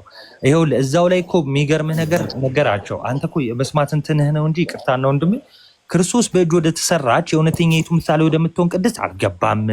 ይሄው ወደዛ ቅድስት የሚገቡት ሌዋውያን ካህናት ነበሩ። ምን ሊያደርጉ ነው የሚገቡት? መስዋዕት ሊያቀርቡ። ነገር ግን በእግዚአብሔር ፊት ስለኛ አሁን ይታይ ዘንድ ወደ እርሷ ወደ ሰማይ ገባ አለ። ስለዚህ መስዋዕት ለማቅረብ ይሄው ራሱ አሁን እኮ መስዋዕት ያቀረበው የት ነው? በምድር በሰማይ ነው ደሙን ይዞ እኮ የገባው። ጌታ ሆይ መስዋዕት ያቀረበው የት ነው? በምድር ላይ በመስቀል ላይ መስዋዕት አድርጎ ደሙን ግን ወደ ቅድስት ይዞ ገብቷል። መቼ? አሁን ይታይ እኮ አለ። አሁን ይታይ ዘንድ ገባ ማለት ምን ማለት ነው? እሺ ጥሩ። መቼ ነው መስዋዕት ያቀረበው? መቼ ነው ደሙን ይዞ የገባው? ቆይ አንዴ መቼ ነው መስዋዕት ያቀረበው? ደሙን ይዞ ግን ወደ ቅድስት ወደ ተመረቀችው ቅድስት ይዞ ገብቷል ደሙን። መቼ? ቶ አትቀላቀል። የተመረቀችው ምናምን ተዋት። በቃ ወዴት ማለት ወደ አንዴ ዳንኤል ምን ሆነ ነው? እሺ ልስማ። መቼ ነው ደሙን ይዞ የገባው? ባረገ ሰዓት። እስቲ ባረገ ሰዓት ደሙን ይዞ ገባ የሚለውን አሳየን። አሁን ይታይ ዘንድ ገባ ይልሃል እኮ በቃ ስለኛ አሁን ይታይ ዘንድ ወደ እርሷ ወደ ሰማይ ገባ አይልም ወደ እርሷ አይልም። ክፍሉን በራስ አውድ ነው ጠምዝዘ እየተረዳ ያለው አይልም። እንደዛ ደም ይዞ አይደለም የገባው ወደ ቅድስት። አንዴ በገዛ ደሙ ገባ ማለት የገዛ ደሙን አቀረበ ማለት ነው። በሌላ እንትን ሁሉ እኮ ራስ አልከኝ። ልክ ነህ። ደሙን አቀረበ አልከኝ። ቁጥር 24 ቆይ አንዴ ቁጥር 24ን ብቻ ላውራ። ክርስቶስ በእጅ ወደ ተሰራች የእውነተኛይቱ ምሳሌ ወደምትሆን ቅድስት አልገባም ማለት። የእውነተኛይቱ ምሳሌ ወደምትሆን ቅድስት የሚገባው ማለት ነው ሊቀ ካህን አሮን። ምን ሊያደርግ? ሊያስታርቅ ሊያማልድ ነው። እሺ እሱ ግን ወደ ሰማይ ነው የገባው አለ። ኦኬ ሊያስታርቅ ቆይ አንዴ ሊያስታርቅ ሊያማልድ ማለት ምን ማለት ነው? አልገባኝም። በቃ ስለኛ በእግዚአብሔር ፊት ይታይ ዘንድ አሮን ይማልድ ነበር እንዴ? ማን ነው እግዚአብሔር የሚማልድ ሰው አግኝቶ ነበር እንዴ? አሮን እዚህ ጋር አሮን ቅድስት ውስጥ የሚገባው ለምንድን ነው? ሊያማልድ በዓመት አንዴ ምን ይዞ ነው የሚገባው? እኮ ስማኛ ናታኒም ደም ይዞ ዳንኤል አንዴ ሚውት አድርገው አንተ ሚውት አድርገው በቃ አሮን ለምንድን ነው የሚገባው? ቅዱስ ውስጥ ቅድስተ ቅዱሳን ውስጥ ቅዱስ ውስጥ ሳይሆን የህዝቡን ኃጢአት ይዞ ደም ይዞ እስራኤልን ወይም እስራኤልን ህዝብ ወክሎ መስዋዕት ለማቅረብ አይደል? በልብስ ይቆም ነበር እኮ መስዋዕት ለማቅረብ በቃ መስዋዕት ለማቅረብ እሺ እኮ ደሙን ይዞ ይቀርብ ነበረ። ያ በእጅ የተሰራችው ድንኳን ውስጥ ቆይ ኧረ በእናትህ በእጅ የተሰራችው ድንኳን ውስጥ አሮን መስዋዕት ይዞ ይገባ ነበር አልነበረም? ያለ መስዋዕት መግባት ስለማይችል ማለት ነው። ያለ ደም ይዞ መግባት አይችልም ባዶ እጁን። ናታኒም ልክ ነህ። አዎ አሁን ቆይ አስጨርሰኛ። ደም ይዞ ይገባል። ደኔናቸርሰኝ እያወራ አይደል? አሮን ወደ ገባበት ወደዛች ቅድስት አሮን መስዋዕት ሊያቀርብበት ወይ ደግሞ የአሮን ካህናት ወይ ሌዋውያን ካህናት ወደሚገቡበት መስዋዕት ይዘው መስዋዕት ለማቅረብ ወደሚገቡበት ቅድስት አልገባም። ነገር ግን ወደ ሰማይ ገባ አለ። ወደ ሰማይ ገባው ምን ለማድረግ ነው? ማቅረብ። እሱም ደሙን ያቀረበልን የት ነው? በሰማይ ጥቅስ እያለ እኮ ነው እንዴ? አረ ናታንም እያነበብከው ነው። ደሙን ያቀረበልን የት ነው? እንዲህ የሚታይ ስለዚህ ሲሰቀል አይደለም ማለት ነው። እኔ ስለ ስቅለቱ አላወራውም፣ ስለ ደሙ ነው ያወራው። እኔ ጠየቅኩ፣ ስለ ስቅለቱ አወራሁ። እኔ ሲሰቀል አላቀረበልንም። በሰማይ ነው ይዞ ገባ የሚለው መጽሐፍ ቅዱስ። አሮን ቆይ እሺ፣ ይኸውልህ ቆይ አንተ እንደዚህ ላስረዳ። ስማኛ አሮን ደሙን ይዞ የእንስሳው ናትሻ ማለት አይበቃም። አይ እንትን ግራ እንዳያጋባሾችን ብቻ እንትን ልበልና አንተ ቀጥልላቸው። እሺ መቁም ስለ ያ መስዋዕት እንደዚህ በጣም እንዲድርቅ ከሆነ በስማ እንደዚህ አይነት ጥመት በጣም ከባድ ነው። መስዋዕት የቀረበው አንዴ ነው። ይኸውላችሁ እንዴት አድርጋችሁ አስቡት መሰላችሁ? በጣም ቀላል ነው ለመረዳት ራሱ ማለት ነው። እንደ አንዳንድ ግራ የገባችሁ ሰዎች ካላችሁ በአጭር አድርጌ ንገራችሁ። የብሉይ ኪዳን ነገር ነበር፣ ከዛ የአዲስ ኪዳን ነገር አለ። የብሉይ ኪዳኑ ነገር ሙሴን እግዚአብሔር ወደ ተራራው ይጠራውና ከዛ በኋላ ይሄን ስራ፣ ይሄን አድርግ ትለዋል። ኦኬ ይለዋል። ለምንድን ነው የሚለው? እንደዛ ለሚመጣው ለእውነተኛው ወይ ደግሞ ለአማናዊ ነገር ምሳሌ ስለሆነ ተጠንቀቅ እያለ ያዘዋል። ከዛ ውስጥ አንደኛው የቤተ መቅደሱ አገልግሎት ነበረ። ለሙሴ ሲሰጠው እግዚአብሔር በተራራው ይጠራዋል። ከዛን ቤተ መቅደስ ስራ አለኝ ከዛን ከህዝቡ ጋር በዛ በኩል እገናኛለሁ ይላል እግዚአብሔር። እወርዳለሁ፣ ከዛ መስዋዕት ታቀርቡልኛላችሁ ይላል። ሁለት ድንኳን አለ፣ ሁለት ክፍል ያለው ነገር ይሰራል። በየሄዱበት እየተንቀሳቀሰች ያቺ ተበርናክል ተንቀሳቃሽ ድንኳን ቤተ መቅደስ ትባላለች። እዚች ቤተ መቅደስ ውስጥ ቅድስና ቅድስተ ቅዱሳን የሚባል ክፍል አለ። ቅድስተ ቅዱሳን ውስጥ ሊቀ ካህናት ብቻ ነው የሚገባው። እሱም በዓመት አንዴ ነው የሚገባው። እሱም መስዋዕት ይዞ ነው የሚገባው። ምን ለማድረግ? ለህዝቡና ስለ ራሱ ኃጢአት ሊያቀርብ ማለት ነው። እሺ ከዛ በኋላ አሁን ይህን እያነጻጸረ ሐዋርያ ቅዱስ ጳውሎስ ምን ይለናል መሰላችሁ? ክርስቶስ በእጅ ወደ ተሰራችው ያኔ በሙሴ ጊዜ ወደ የእውነተኛይቱ ምሳሌ ወደምትሆነ ወደዛች ቅድስት አልገባም እና ወዴት ገባ? በእግዚአብሔር ፊት ስለኛ አሁን ይታይ ዘንድ ወደ እርሷ ወደ ሰማይ ገባ አለ። ሰማይ የሚለውን መፍታት አለብን። ሰማይ የሚለውን ብቻ ሳይሆን መታየት የሚለውን መፍታት አለብን። ሰማይ የሚለው መቅደስ ነው። እንዴት? ማን ነው? ሰማይ የሚለው መስቀል ነው። እንዴት? አሳያቸዋለሁ። መታየት የሚለውን መጀመሪያ ስንፈታ ማለት ነው። መታየት ማቅረብ እንደሆነ እዛው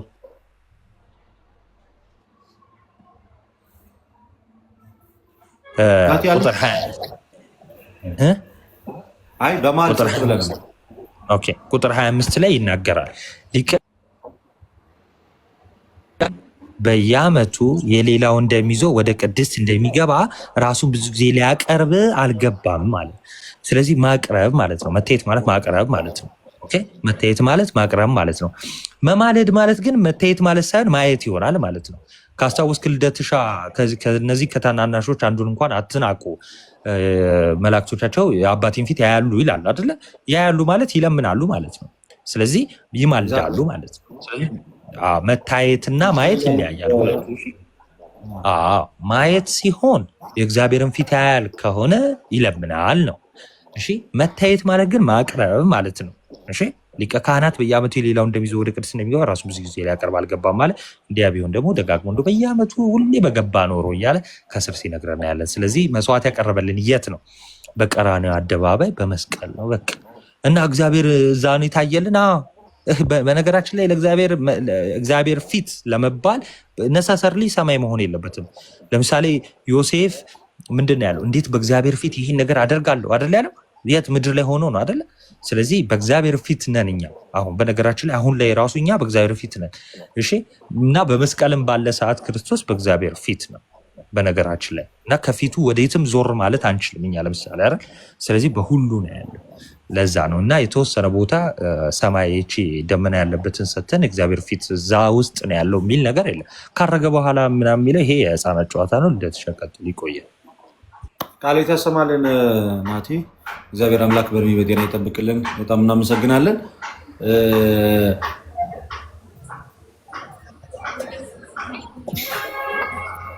ሙሌ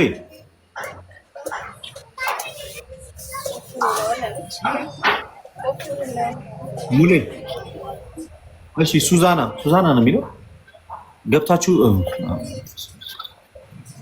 ማታወሩ ከሆነ ቶሎ እኔ ደግሞ ችግር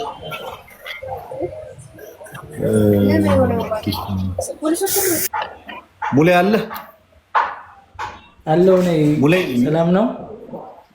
እግዚአብሔር ይመስገን። ከየት ቤተ እምነት ነህ?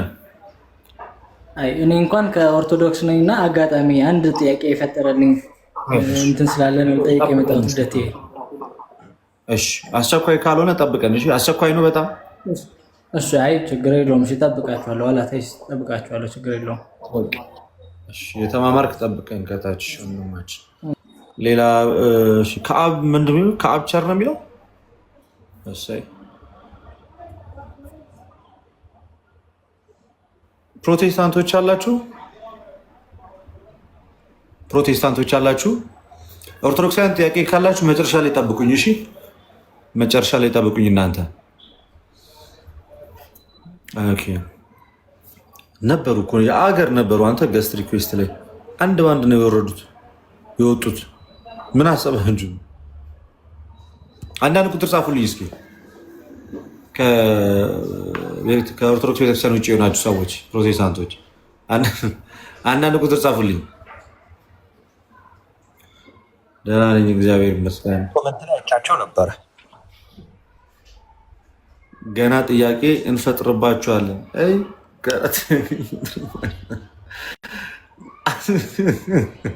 የደከመ ሰው ኮመንት ነው። አሁን አንድ ፔንቴ ማለት ነው እናቴ እኛ ላይ ጥያቄ ሲፈጥርብን አስቦ እስኪ ሞኩ እኮ ካላዝናኑ ደስ አይላችሁም? የሆነ ኮመንት ጣል አድርገው ማለት ነው። ጥያቄ ነው የሚያድርብን።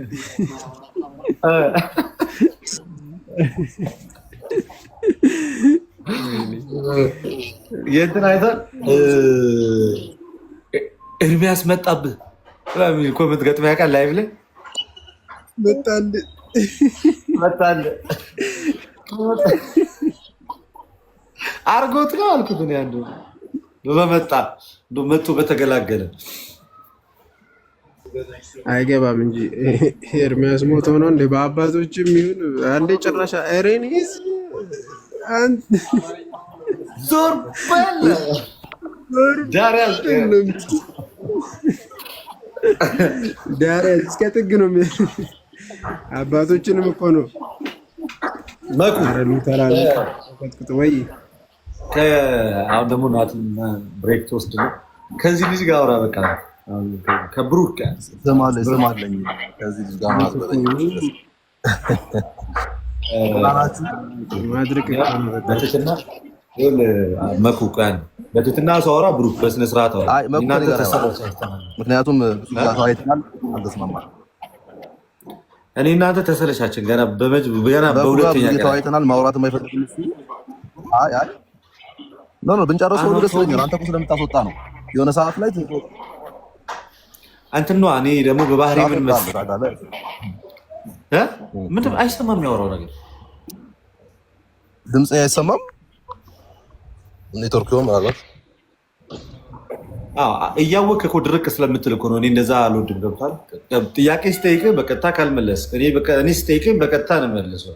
አንተ ስጠይቅህ ግን እንዲህ ዙሪያ ጥምጥም በቻይና በእንትን አድርገው ወደ ኢትዮጵያ መጣ ከሆነ አስቸጋሪ ብዙ እንደዚህ አይነት መልስ አያስፈልግም። የሚያስፈልገው ነገር ላይ ሁሉ ደስ ይለኛል። ከቻልክ የማታውን ብንጨርሰው ደስ ይለኛል። የትላንቱን ሁሉ ብንጨርሰው ደስ ይለኛል ከቻልክ። ዛሬማ በሌላ ርዕስ እኮ ነው የተወያየን ያለ ነው። የሰማህ ነው ይመስለኛል። እና ልክ የሆነ ርዕሰ ጉዳይ ሲነሳና አንድ ሰው እያለ ላውራበት እባክህ። ኔትወርኩ እየቆየ ስለሚደርስ ነው እየገባሁ አይደለም። እኔ ጋማ ኔትወርኩ ግሪን ነው እኮ ጥሩ ነው። አንተ ጋር ይሆናል። የኔ ነው ገና ሳንወያይ ነው ከዚህ ልጅ ጋር የምንጨቃጨቀው። መኩ ቀጥሉ በቃ ተወያዩ። እኔ በዚህ አቅም ከዚህ ልጅ ጋር በረሃብ ቦት እስቲ ሁኔታውን እንደተወሰነ። እሺ ብሩክ እንደምን አለ? ተገናኘን ይመስለኛል። እሺ ወደ ጥያቄ ልግባና ክርስቶስ አሁን በሰማያት ይጸልይልሃል ወይም ይለምንልሃል? አይለምንም። ቴንክ ዩ። እሺ አሁን ከመጣው ልጅ ጋር በጣም ተቃራኒ ነው ማለት ነው። አሁን አልተረዱት ምን መሰለህ? ክርስቶስ ኢየሱስ አንድ ጊዜ መስዋዕትን በመስቀል ላይ ሲያቀርብልን ዘላለማዊ ነው። የለመነልን ልመናም ዘላለማዊ ነው። ይቅር በላቸው ሲል በመስቀል ላይ እሱም ዘላለማዊ ነው። አሁን ወደ ቅድስተ ቅዱሳን ደሙን ይዞ ገባ ስንል በእግዚአብሔር ፊት ይታይልን ስንል በመስቀል ላይ የታየልን መታየት አሁንም በቅድስተ ቅዱሳን አሁንም እየታየልን ነው። ያ መታየቱ ለሁለተኛ ጊዜ ማለት ነው። እንዴት ነው እንጂ አሁን እንዴት ነው የሚታየው? ያስረዳው ካላገኘኝ ይጠይቅ።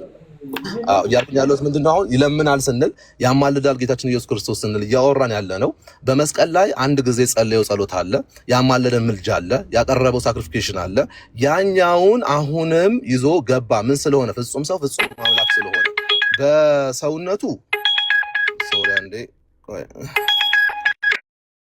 ገብቶበት ነው መሰለኝ። ተመልሻለሁ። ይቅርታ ምን እያልኩኝ ያለሁትኝ ሁሉም ሰው እዚህ ጋር መረዳት ያለበት ነገር አሁን ክርስቶስ ኢየሱስ በአብ ቀኝ ሆኖ እየለመነልን ነው? ኖ አይደለም። አንድ ጊዜ ግን ያቀረበው በቀራንዮ ላይ ያቀረበው አንድ ጊዜ መስዋዕትን አቅርቧል። ያ መስዋዕቱ ዘላለማዊ ነው። ዘላለማዊ ነው ስንል ምን ብለናል? በዕብራውያን መልእክቱ ላይ ሲናገር ወደ ቅድስተ ቅዱሳን ምኑን ይዞ ገባ ይላል? ይዞ የገባው ደሙን ነው። ደሙን ይዞ የገባው ሁለተኛ ጊዜ ስለማን ሊታይ ነው? ስለኛ ስለ ኃጢአታችን ሊታይ ነው። ባክዋርድም ፎርዋርድም ለሞቱትም ኦኬ፣ በብሉይ ኪዳን ላሉትም በአዲስ ኪዳን ላሉትም እሱ መዳን ሆኗል። በምኑ ግን የጸለየልን ጸሎት መቼ ነው? በመስቀሉ ላይ ያለው አንድ ጊዜ ስለ በደላችን ስለ ኃጢአታችን ቆይ አንዴ ስለ በደላችን ስለ ኃጢአታችን አንድ ጊዜ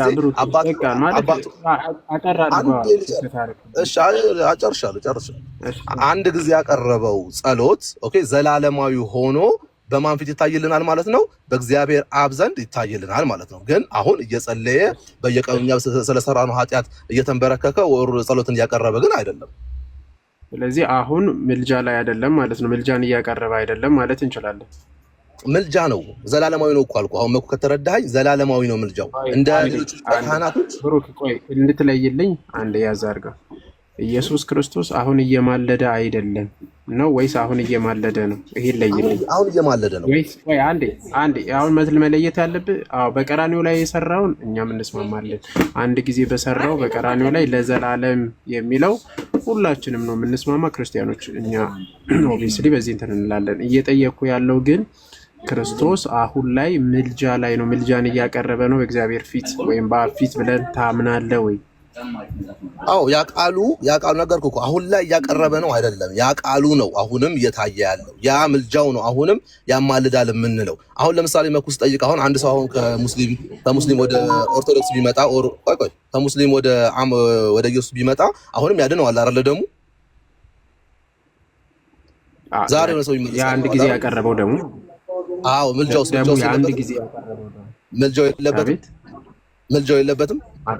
ስለምን ምልጃው ልመና ምልጃው የለበትም ወይ? በመስቀል ላይ ቆይ ደሞ አለ፣ በደንብ አዳምጠኝ። ደሞ አለ ኦኬ። ያቀረቡ ደግሞ አባቴ ሆይ ይቅር በላቸው ያለው አለ እና ደግሞ ሌላም የጸለያቸው ጸሎቶች አሉ። እነሱ ጸሎቶችና ያቀረበው ደሙ አሁን ለሚመጣ አሁን ለሚድን ሰው እያማለደው ነው አይደለም? ደሙ አያማልድም። ሲጀምር ደሙ ያማልዳል ሳይሆን ያስታርቀዋል እኮ። አሁን ገብቷል አባባል ቤዛ ይሆንለታል ማለት ነው። ደሙን ተስማምተናል ነው። እኔ አሁን ምልጃውስ የለም ወይ ያልኩ ነው። አሁን አንድ ሰው ሲልን ምልጃውስ የለም ብሎ ነው የለምነው። ለአንድ ጊዜ ለቤተ ክርስቲያን የሊቀ ክህነት ምልጃን አቅርቧል። እርሱም ደግሞ ቤተ ክርስቲያን እኔና አብ አንድ እንደሆን እናንተም አንድ ትሆኑ ዘንድ ብሎ አንድ የሆኑ ዘንድ ብሎ ምልጃን እንዳቀረበ በዮሐንስ ወንጌል ምዕራፍ 17 ቁጥር 20 ላይ በፊት ይህንን እንዳቀረበ እናውቃለን። እሱን አይደለም እየጠየኩኝ ያለው። እሱ ደግሞ ለቤተ ክርስቲያን ለዘላለሙ ይሆናል። ጥያቄ እሱ አይደለም። ምን እያልኩ ያለሁት አንድ ሰው አሁን ከሙስሊም ወደ ጌታ ቢመጣ ይድናል አይደለም? በክርስቶስ ቤዛነት አንድ ጊዜ በፈጸመ ይድናል።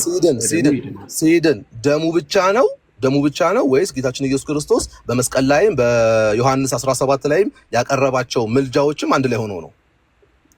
ምን ብሎ ማለት አይከፈልም። አባቱ የሚያረጉትን አያውቁም እና ይቅር በላቸው አለ። እሱ አንድ ላይ የለም፣ ምልጃው ላይ የለም። ለማን ነው ያለው እሱ? ቆይ ሊቀ ካህን ሲገባ ሊቀ ካህን ለማን ነው ያለው እሱ? የሚያደርጉትን አያውቁም እና ይቅር በላቸው ያለው ለማን ነው? ለሚሰቅሉትም ለሚያደርጉት ለነበሩትም ለሁሉ እና እኛ እየሰቀልነው ነው ለእኛ መለከታል አይደል? ያ እንታን አረዳድ ነው። ኦኬ አሁን ክርስቶስ ኢየሱስ ያለምንም ምልጃ አሁን እኮ ኦርቶዶክስም ራሷ እኮ ታምናለች። አንድ ጊዜ አማልዶናል ነው የምትለው። ኦኬ ስታወራ የምትለው አንድ ጊዜ አማልዶናል። በዮሐንስ ወንጌል ምዕራፍ 17 ላይ በተጠቀሰው ላይ ክርስቶስ አሁን ለቤተ ክርስቲያን ምልጃን አቅርቧል፣ ለሊቀ ክህነት ምልጃ አቅርቧል፣ ለእኛም ይጠቅማል ያ ምልጃ እስከዛሬ ግን አንድ ጊዜ ፈጽሞታል ነው። ዲያቆን ለእኔ እኮ ቀላል ጥያቄ ጠየቁ። አንድ ሰው ሲድን አሁን ደሙና ምልጃው አንድ ላይ ሆኖ ነው አይደለም የሚያድነው እያልኩ ነው። አይከፈልም። ለዘላለም አንድ ጊዜ የፈጸመው ለሁላችንም ይሆናል በቤተ ክርስቲያን ውስጥ። አሁን ስማኛ መኩይ፣ አሁን ለኔ እያልኩኝ ያለሁት ደሙና ምልጃው ነው አንድ ላይ የሚያድነው ይሄ ሰውዬ ከሙስሊም የመጣው ሰውዬ ኦር ደሙ ብቻ ነው ያድነዋል እያልኩ ነው። ክሊር ነው ጥያቄ። አሁን በደንብ አስተውልሽ። አሁንም በድጋሚ የማቀርብልህ ጌታችን የሚያድነን በነገራችን ላይ ደሙ ነው፣ የክርስቶስ ደም ነው። ቤዛ የሚሆንን የክርስቶስ ደም ነው። አስጨርሰኝ እስከ መጨረሻ ድረስ። ኦኬ ክርስቶስ ምልጃን አቅርቧል። አዎ ምልጃ ያቀረበው ያ ምልጃ ለምንድን ነው የሚጠቅመው ከተባለ ክርስቶስ በልመና አይደለም ሲጀመር ያስጣረቀን ወይም ያዳንን በልመና አይደለም፣ ለምኖ አይደለም። ታዲያ ምንድን ነው ከተባለ እኔና አብ አንድ እንደሆን ሁላችንም አንድ እንደሆን ያለውን እሱ ለዘላለም በቤተ ክርስቲያን ውስጥ ይጠቅመናል። አሁንም እየጠቀመን ነው፣ ወደፊትም ይጠቅመናል። ይሄ ደግሞ በቤተ ክርስቲያን አንድ መሆኗ ውስጥ ወይም ደግሞ አንድ አካል በመሆናችን ውስጥ የሚጠቅመን ነው።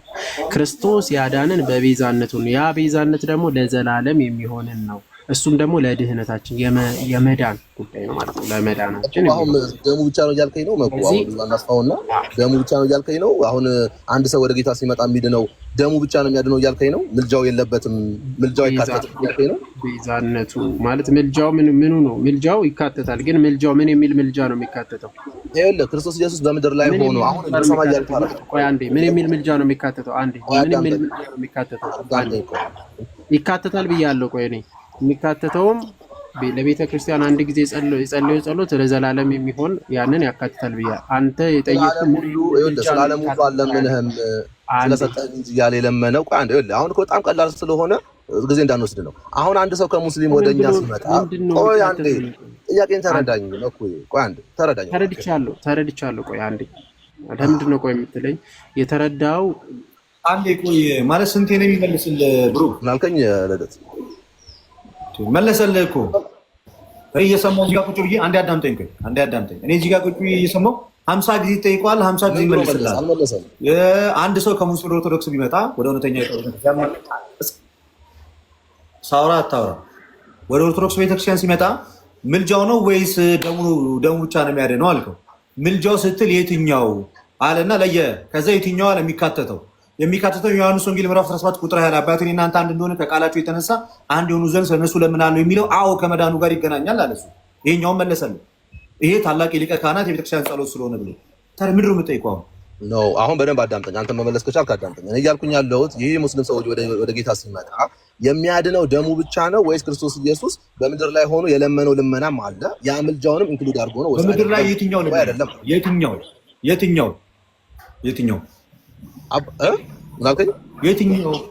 የትኛው ልመና?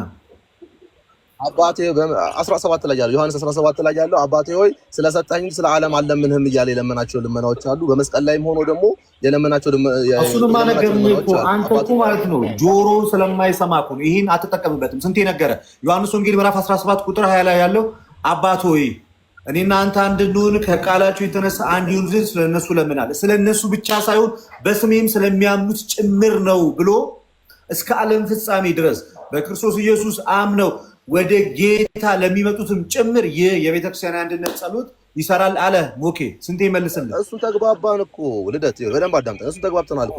እና ታዲያ ምንድን ነው የምትለው ታዲያ? የእኛ እኮ ጥያቄ አለ እኮ የእኛ ጥያቄ እንደዚህ አድርገህ መልስ። ከዚህ በላይ ምን አይነት ስትሪት መልስ መልስልህ? እንደዚህ አድርገህ መልስልኝ። እሺ ችግር የለውም። እኔ አሁን ሌላ ነበር ጥያቄ። አሁን ያ ሰውዬ ሲመጣ ወደ ክርስቶስ ሲመጣ፣ ስለዚህ ደሙና ምኑ ነው የሚያማልደው? የለመነልን ልመናው ነው የሚያማልደው ማለት ነው። አንዴ መሀል ላይ እንዳትገባ። አጠቃላይ ሰዎች የሚድኑት በክርስቶስ ኢየሱስ። ሞክ ይቀጥልሽ። እኛ ብለናል ወይ ነው አሁን ያቀረበው። እኛ በክርስቶስ ልመና ነው እንደናል አላለን። በቤዛነቱ ብለን በጣም በተደጋጋሚ ብሩክ አንድም በድጋሚ ቆይ አንዴ የመጨረሻ እናቀርብና ወደ እኔ ጥያቄ ነው የሚመለሰው። አሁንም ጌታ ኢየሱስ ክርስቶስ አዎ ምን አድርጎልናል? በቤዛነቱ አንድ ጊዜ አድኖናል። የሊቀ ክህነትንም ምልጃ አቅርቧል። ያ ደግሞ ለዘላለም የሚሆን ነው፣ ለሁላችንም ለዘላለም የሚሆን ነው ብለን እናምናለን። ክርስቶስ አሁን ላይ ምልጃን ያቀርባል ወይ? ጥያቄ ነው። አይ አያቀርብም የሚለው ቆይ በጌታ ቆይ ልጨርስ አንድ ሚኒት አድርገው። አሁን ምልጃን አያቀርብም የምትል ከሆነ ራይት በቃ ተጨባበጥን ማለት ነው። ኖ በዛው አንድ ጊዜ ባቀረበው ውስጥ ደግሞ ነው አሁን ላይ ያቀርባል ካልክ አልተግባባንም። አይ አያቀርብም አንድ ጊዜ ባቀረበው ለዘላለም ይሆናል፣ ያ ይጠቅመናል፣ ያንን በዛ ውስጥ ድነት እናገኛለን የምትል ከሆነ ደግሞ ተስማማን ማለት ነው። ግዴታ መጨቃጨቅ የሌለብን ነው። ሐሳብን ልስማ።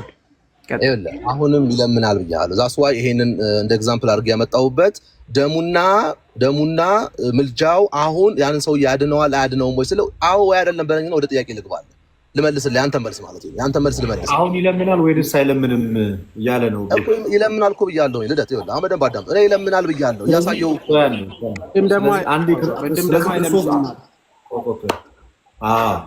ስለዚህ ክርስቶስ አሁን በዚህ ሰዓት አብን ይለምነዋል እያልከን ነው? አላልኩም። ታዲያ ይለምናል እያልክ ያለው ምን ነው ታዲያ? ማንንም ይለምነው ታዲያ?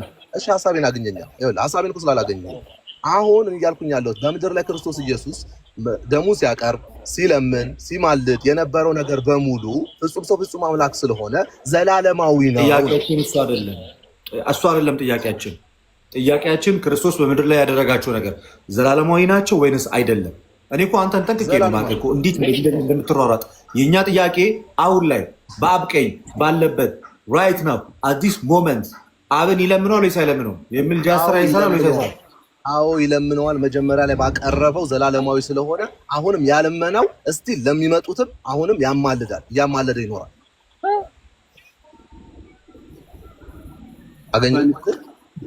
አላገኘንም። አይለምንም ብላል አላልክም? ብሩ ቆይ አይለምንም ብላል መጀመሪያ አተሶ ይታዘባል። ጴንጤ ማለት ነው እኮ በቃ እንደዚህ እንዲስትይዞ እንደዚህ ቅድም አይ አንዴ ባደረገው ነገር ብቻ ነው አንዴ ያቀረበው ምልጃ ነው እንጂ በዚህ ሰዓት ላይ አብን አይለምንም። በዚህ ሰዓት ላይ ምንም አይነት ምልጃ አይሰራም ማለት ቅድም መግቢያ ላይ እየሰማሁት ነበር።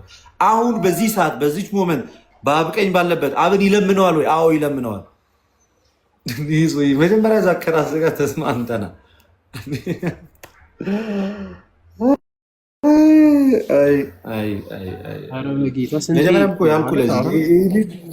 ላለመግባባት ነው። ዝም ብሎ ነው የሚያወራው። አቅጣጫ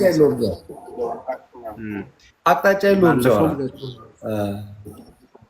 መጀመሪያ ላይ አይለምንም ብለን በቃ ክርስቶስ አሁን ላይ ይለምናል? አይለምንም እና አንድ ጊዜ ባቀረበው ነው። አዎ ተግባባ፣ አለቅ። ከዛ አሁን ላይ ደግሞ ይለምናል። which በጣም ተቃራኒ የሆነ ነገር ማለት እርስ በርስ ጋር መጀመሪያ በቃ የማይገናኝ ቅድም ግን የተነሳው ነገር ላይ ትንሽ ነገር ለማለት ያህል እኛ በክርስቶስ አንድ ሰው የሚድነው በክርስቶስ በእርሱ የሚያምኑትን ፈጽሞ ሊያድናቸው ይችላል ይላል ዕብራውያን ምዕራፍ 7 ከቁጥር 26 ላይ ከቁጥር 25 ላይ በእርሱ ወደ እግዚአብሔር የሚመጡትን ፈጽሞ ሊያድናቸው ይችላል። በእርሱ ወደ እግዚአብሔር የሚመጡትን ፈጽሞ ሊያድናቸው ይችላል ተብሎ ተነግሯል። ሰው ልጆች የሚድኑት በክርስቶስ ኢየሱስ ልመና አይደለም። ሰው የሚድነው በክርስቶስ ኢየሱስ ልመና አይደለም። ሰው የሚድነው በክርስቶስ ኢየሱስ ቤዛነት ነው። ዕብራውያን ምዕራፍ 9 ቁጥር 20 ላይ ደም ሳይፈስ ስርየት የለም ይላል መጽሐፍ። ደም ሳይፈስ ስርየት የለም። ደም ሳይፈስ መስዋዕት ሳይሆን መስዋዕቱ ለኃጢአት ይቅርታ ያ መስዋዕት ሳይቀርብ እንዴት ነው ሰው የሚድነው? ስለዚህ የሰው ልጆችን ከእግዚአብሔር ጋር የሚያስታርቀው በክርስቶስ ኢየሱስ በደሙ በኩል ነው። ቆላስይስ 1:19-20 ድረስ በመስቀሉ ሰላምን አደረገ በምድር በሰማይም ያሉትን ለእርሱ እንዲያስታርቅ ማለት ነው። በሰማይም በምድርም ያሉት በመስቀሉ ደም ምንን አደረገ? ሰላምን አደረገ ነው የሚለው። ስለዚህ ደም ሳይፈስ ሰው ሊድን አይችልም። ደሙ ነው ምልጃው ነው ተብሎ አይደለም ራሱ ተነጥሎ በምልጃው ሲጀመር የሰው ልጆች በመጀመሪያ ደረጃ እንዴት ነው ደም ሳይፈስ የሰው ልጆች ሊድኑ የሚችሉት? ግን አምነው ወደ ክርስቶስ ሲመጡ። ስለዚህ እዩ በክርስቶስ ኢየሱስ የቤዛነት ስራ አምነው ማለት ነው። በክርስቶስ ኢየሱስ የቤዛነት ስራ አምነው ወደ እግዚአብሔር የመጡትን ወደ ክርስቶስ ኢየሱስ ወደ ቤተክርስቲያን የተጨመሩት እነዛ ወደ ቤተክርስቲያን ህብረት የተቀላቀሉት ግን ዮሐንስ ወንጌል ምዕራፍ 17 ቁጥር 20 ላይ ጌታ ኢየሱስ ክርስቶስ ያቀረበው ያ ታላቅ የሊቀ ክህነት ጸሎት አባቶ እናንተ አንድ እንደሆንን ከቃላቸው የተነሳ አንድ የሆኑ ስለነርሱ ለምናለሁ ስለነርሱ ብቻ ሳይሆን በስሜም ስለሚያምኑት ጭምር ነው የሚለው ያ ቃል ግን አምነው በክርስቶስ ኢየሱስ ሉክ እንግዲህ እዚህ ጋር ልብ ብላችሁ አዳምጡ።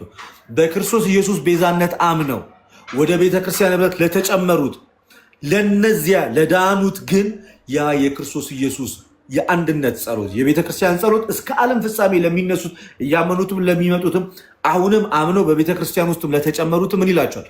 ይረዳቸዋል። ግን ሰዎች ወደ ጌታ ህብረት ለመምጣት ወደ ክርስቶስ ኢየሱስ ለመጠጋት ወደ እርሱ ለመግባት ግን በጌታ በኢየሱስ ክርስቶስ አዳኝነት፣ መካከለኝነት፣ አስታራቂነት፣ ሊቀ ክህነት፣ ቤዞት አምነው ነው የሚጨመሩት። ሞኬ እዚህ ላይ የምጨምረው ነገር ካለ እንጨምርና ሌላ ሰው አስገብተን ደግሞ እንትላለን እንቀጥላለን። በቂ ነው።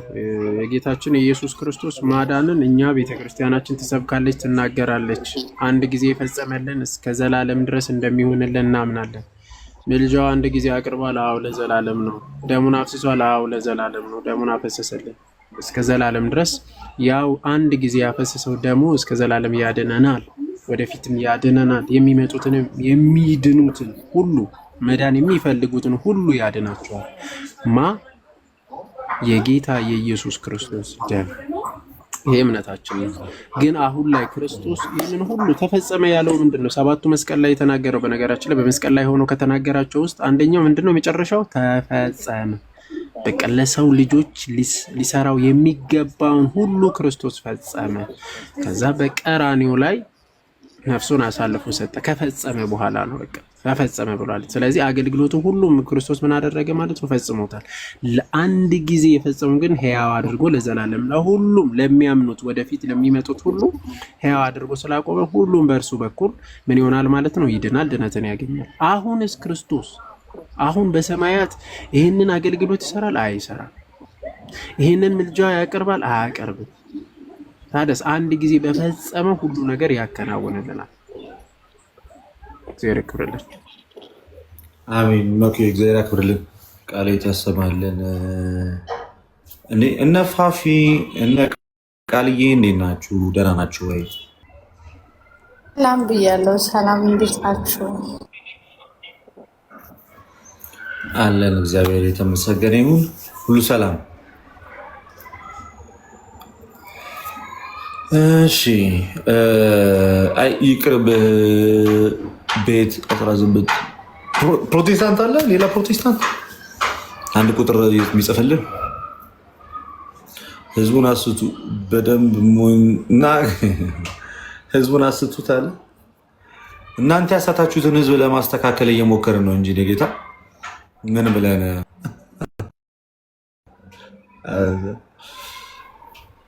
ኦኬ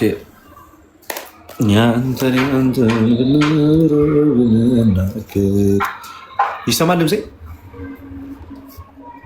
ይሰማል።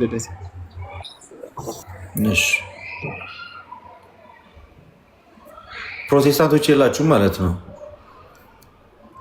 ፕሮቴስታንት ሮዚ ነው ይላል።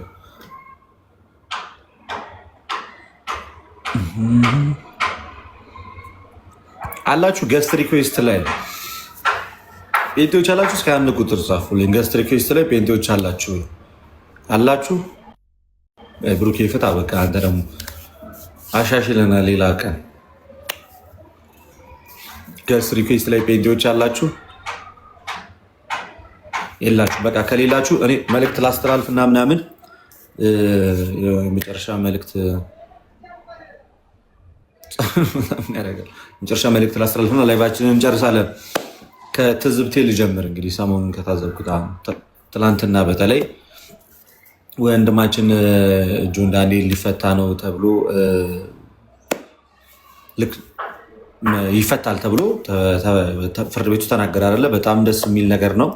እንኳን እግዚአብሔር በዚሁ አሳለፈለት። እንኳን እሱንም ወደ በዙሪያ ያሉትንም ሰዎች እንኳን መድኃኔዓለም ክርስቶስ ኢየሱስ ረዳቸው። እንኳን መድኃኔዓለም ኢየሱስ ክርስቶስ ረዳቸው። ነገር ግን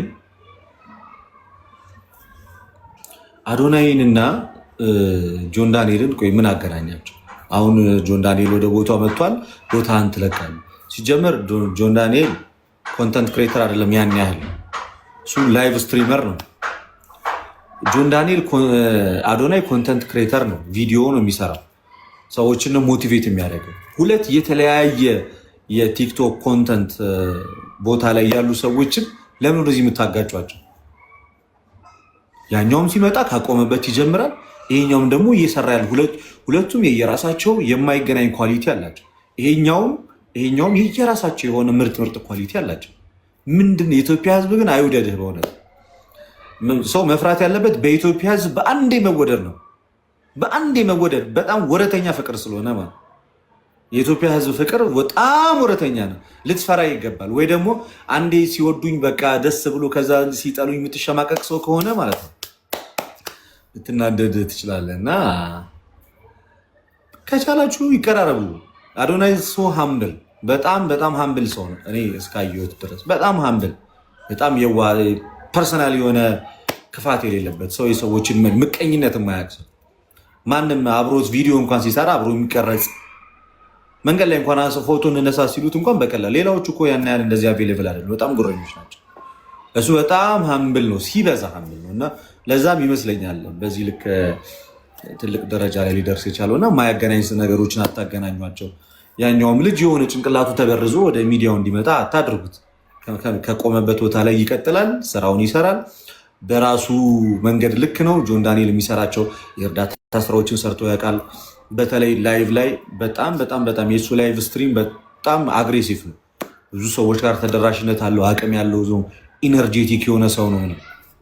ይሄኛው ደግሞ ሰዎችን ሞቲቬት በማድረግ ሰልፍ ኮንፊደንስ እንዲሆኑ ሰዎች በራስ መተማመናቸው እንዲጨምር መስራት እንደሚችሉ፣ ካሉበት መጥፎ ሱሶች መላቀቅ እንደሚችሉ፣ ራሳቸውን መለወጥ እንደሚችሉ፣ ነጋቸው ላይ መስራት እንደሚችሉ፣ አቅም እንዳላቸው ሰዎችን እያበረታታ ተለውጦ ያሳየ ሰው ነው አዶናይ። ከራሱ ጀምሮ ኢቨን እንኳን ሰዎች ደፍሮ ሊናገሩ የማይችሉትን በጓዳቸው የሚቸገሩበትን የማስተርቤሽን ችግር እንኳን እኔ እንደዛ አደርግ ነበር፣ ፖርን አዲክትር ነበርኩኝ፣ የወሲብ ፊልሙ ሱሰኛ ነበርኩኝ፣ እንደዚህ አደርግ ነበር፣ አሁን ግን ከዚህ ነገር ወጥቻለሁ ብሎ የራሱን ገበና ኃጢአት ገልጦ ያሳየ ሰው እኮ ነው። ይሄን ያህል ማለት ነው። ሶ ስፔሻል። ማንም በሱ ልክ የራሱን ገበና አውጥቶ የተናገረ ሰው እዚህ ሚዲያ ላይ አይቻላል። ሰው እኮ ሲያስተምር በሌላ ሰው እያደረገ ነው ሲናገር። ስለዚህ ነገር አብዛኛው ወንድ እኮ በዚህ ነገር እኮ ይጠቃል። እኔ ብዙ ጊዜ ቪዲዮ ሰርቼበት አይታችኋል። እሱ ግን የራሱን ውርደቱን ኃጢአቱን አደባባይ ላይ አውጥቶ እሱን ብቻ አይደለም ለውጡንም አሳይቶ የት እንደደረሰ አይታችኋል። ስለዚህ አታፎካክሯቸው። የማይፎካከሩ ሰዎችን አታፎካክሯቸው። በየራሳቸው ምርጦች ናቸው፣ በየራሳቸው ጎበዞች ናቸው፣ በየራሳቸው አሪፎች ናቸው። ጆን ዳንኤል በራሱ ኮንተንት አሪፍ ነው፣ በራሱ ላይቭ ስትሪም አሪፍ ነው። አዶናይ በራሱ መንገድ ጸዴ ነው፣ አሪፍ ነው፣ ሰርቷል። መጠቀም ያለባችሁን ከሁለቱም መጠቀም ነው። ሁለቱ ብቻ አይደሉም እኮ ቲክቶክ ላይ እኮ ፌም፣ ሌላም በርካታ ሰዎች እኮ አሉ በየራሳቸው መንገድ ጸዴ ስራ የሚሰሩ እና በግድ ወደድኩ ከዛ ጠላው አይነት ገጸ ባህሪ አታምጡ። የሆነ ኢትዮጵያዊ መገለጫ ነው። እርግጥ እንደዛ መልካም ነው።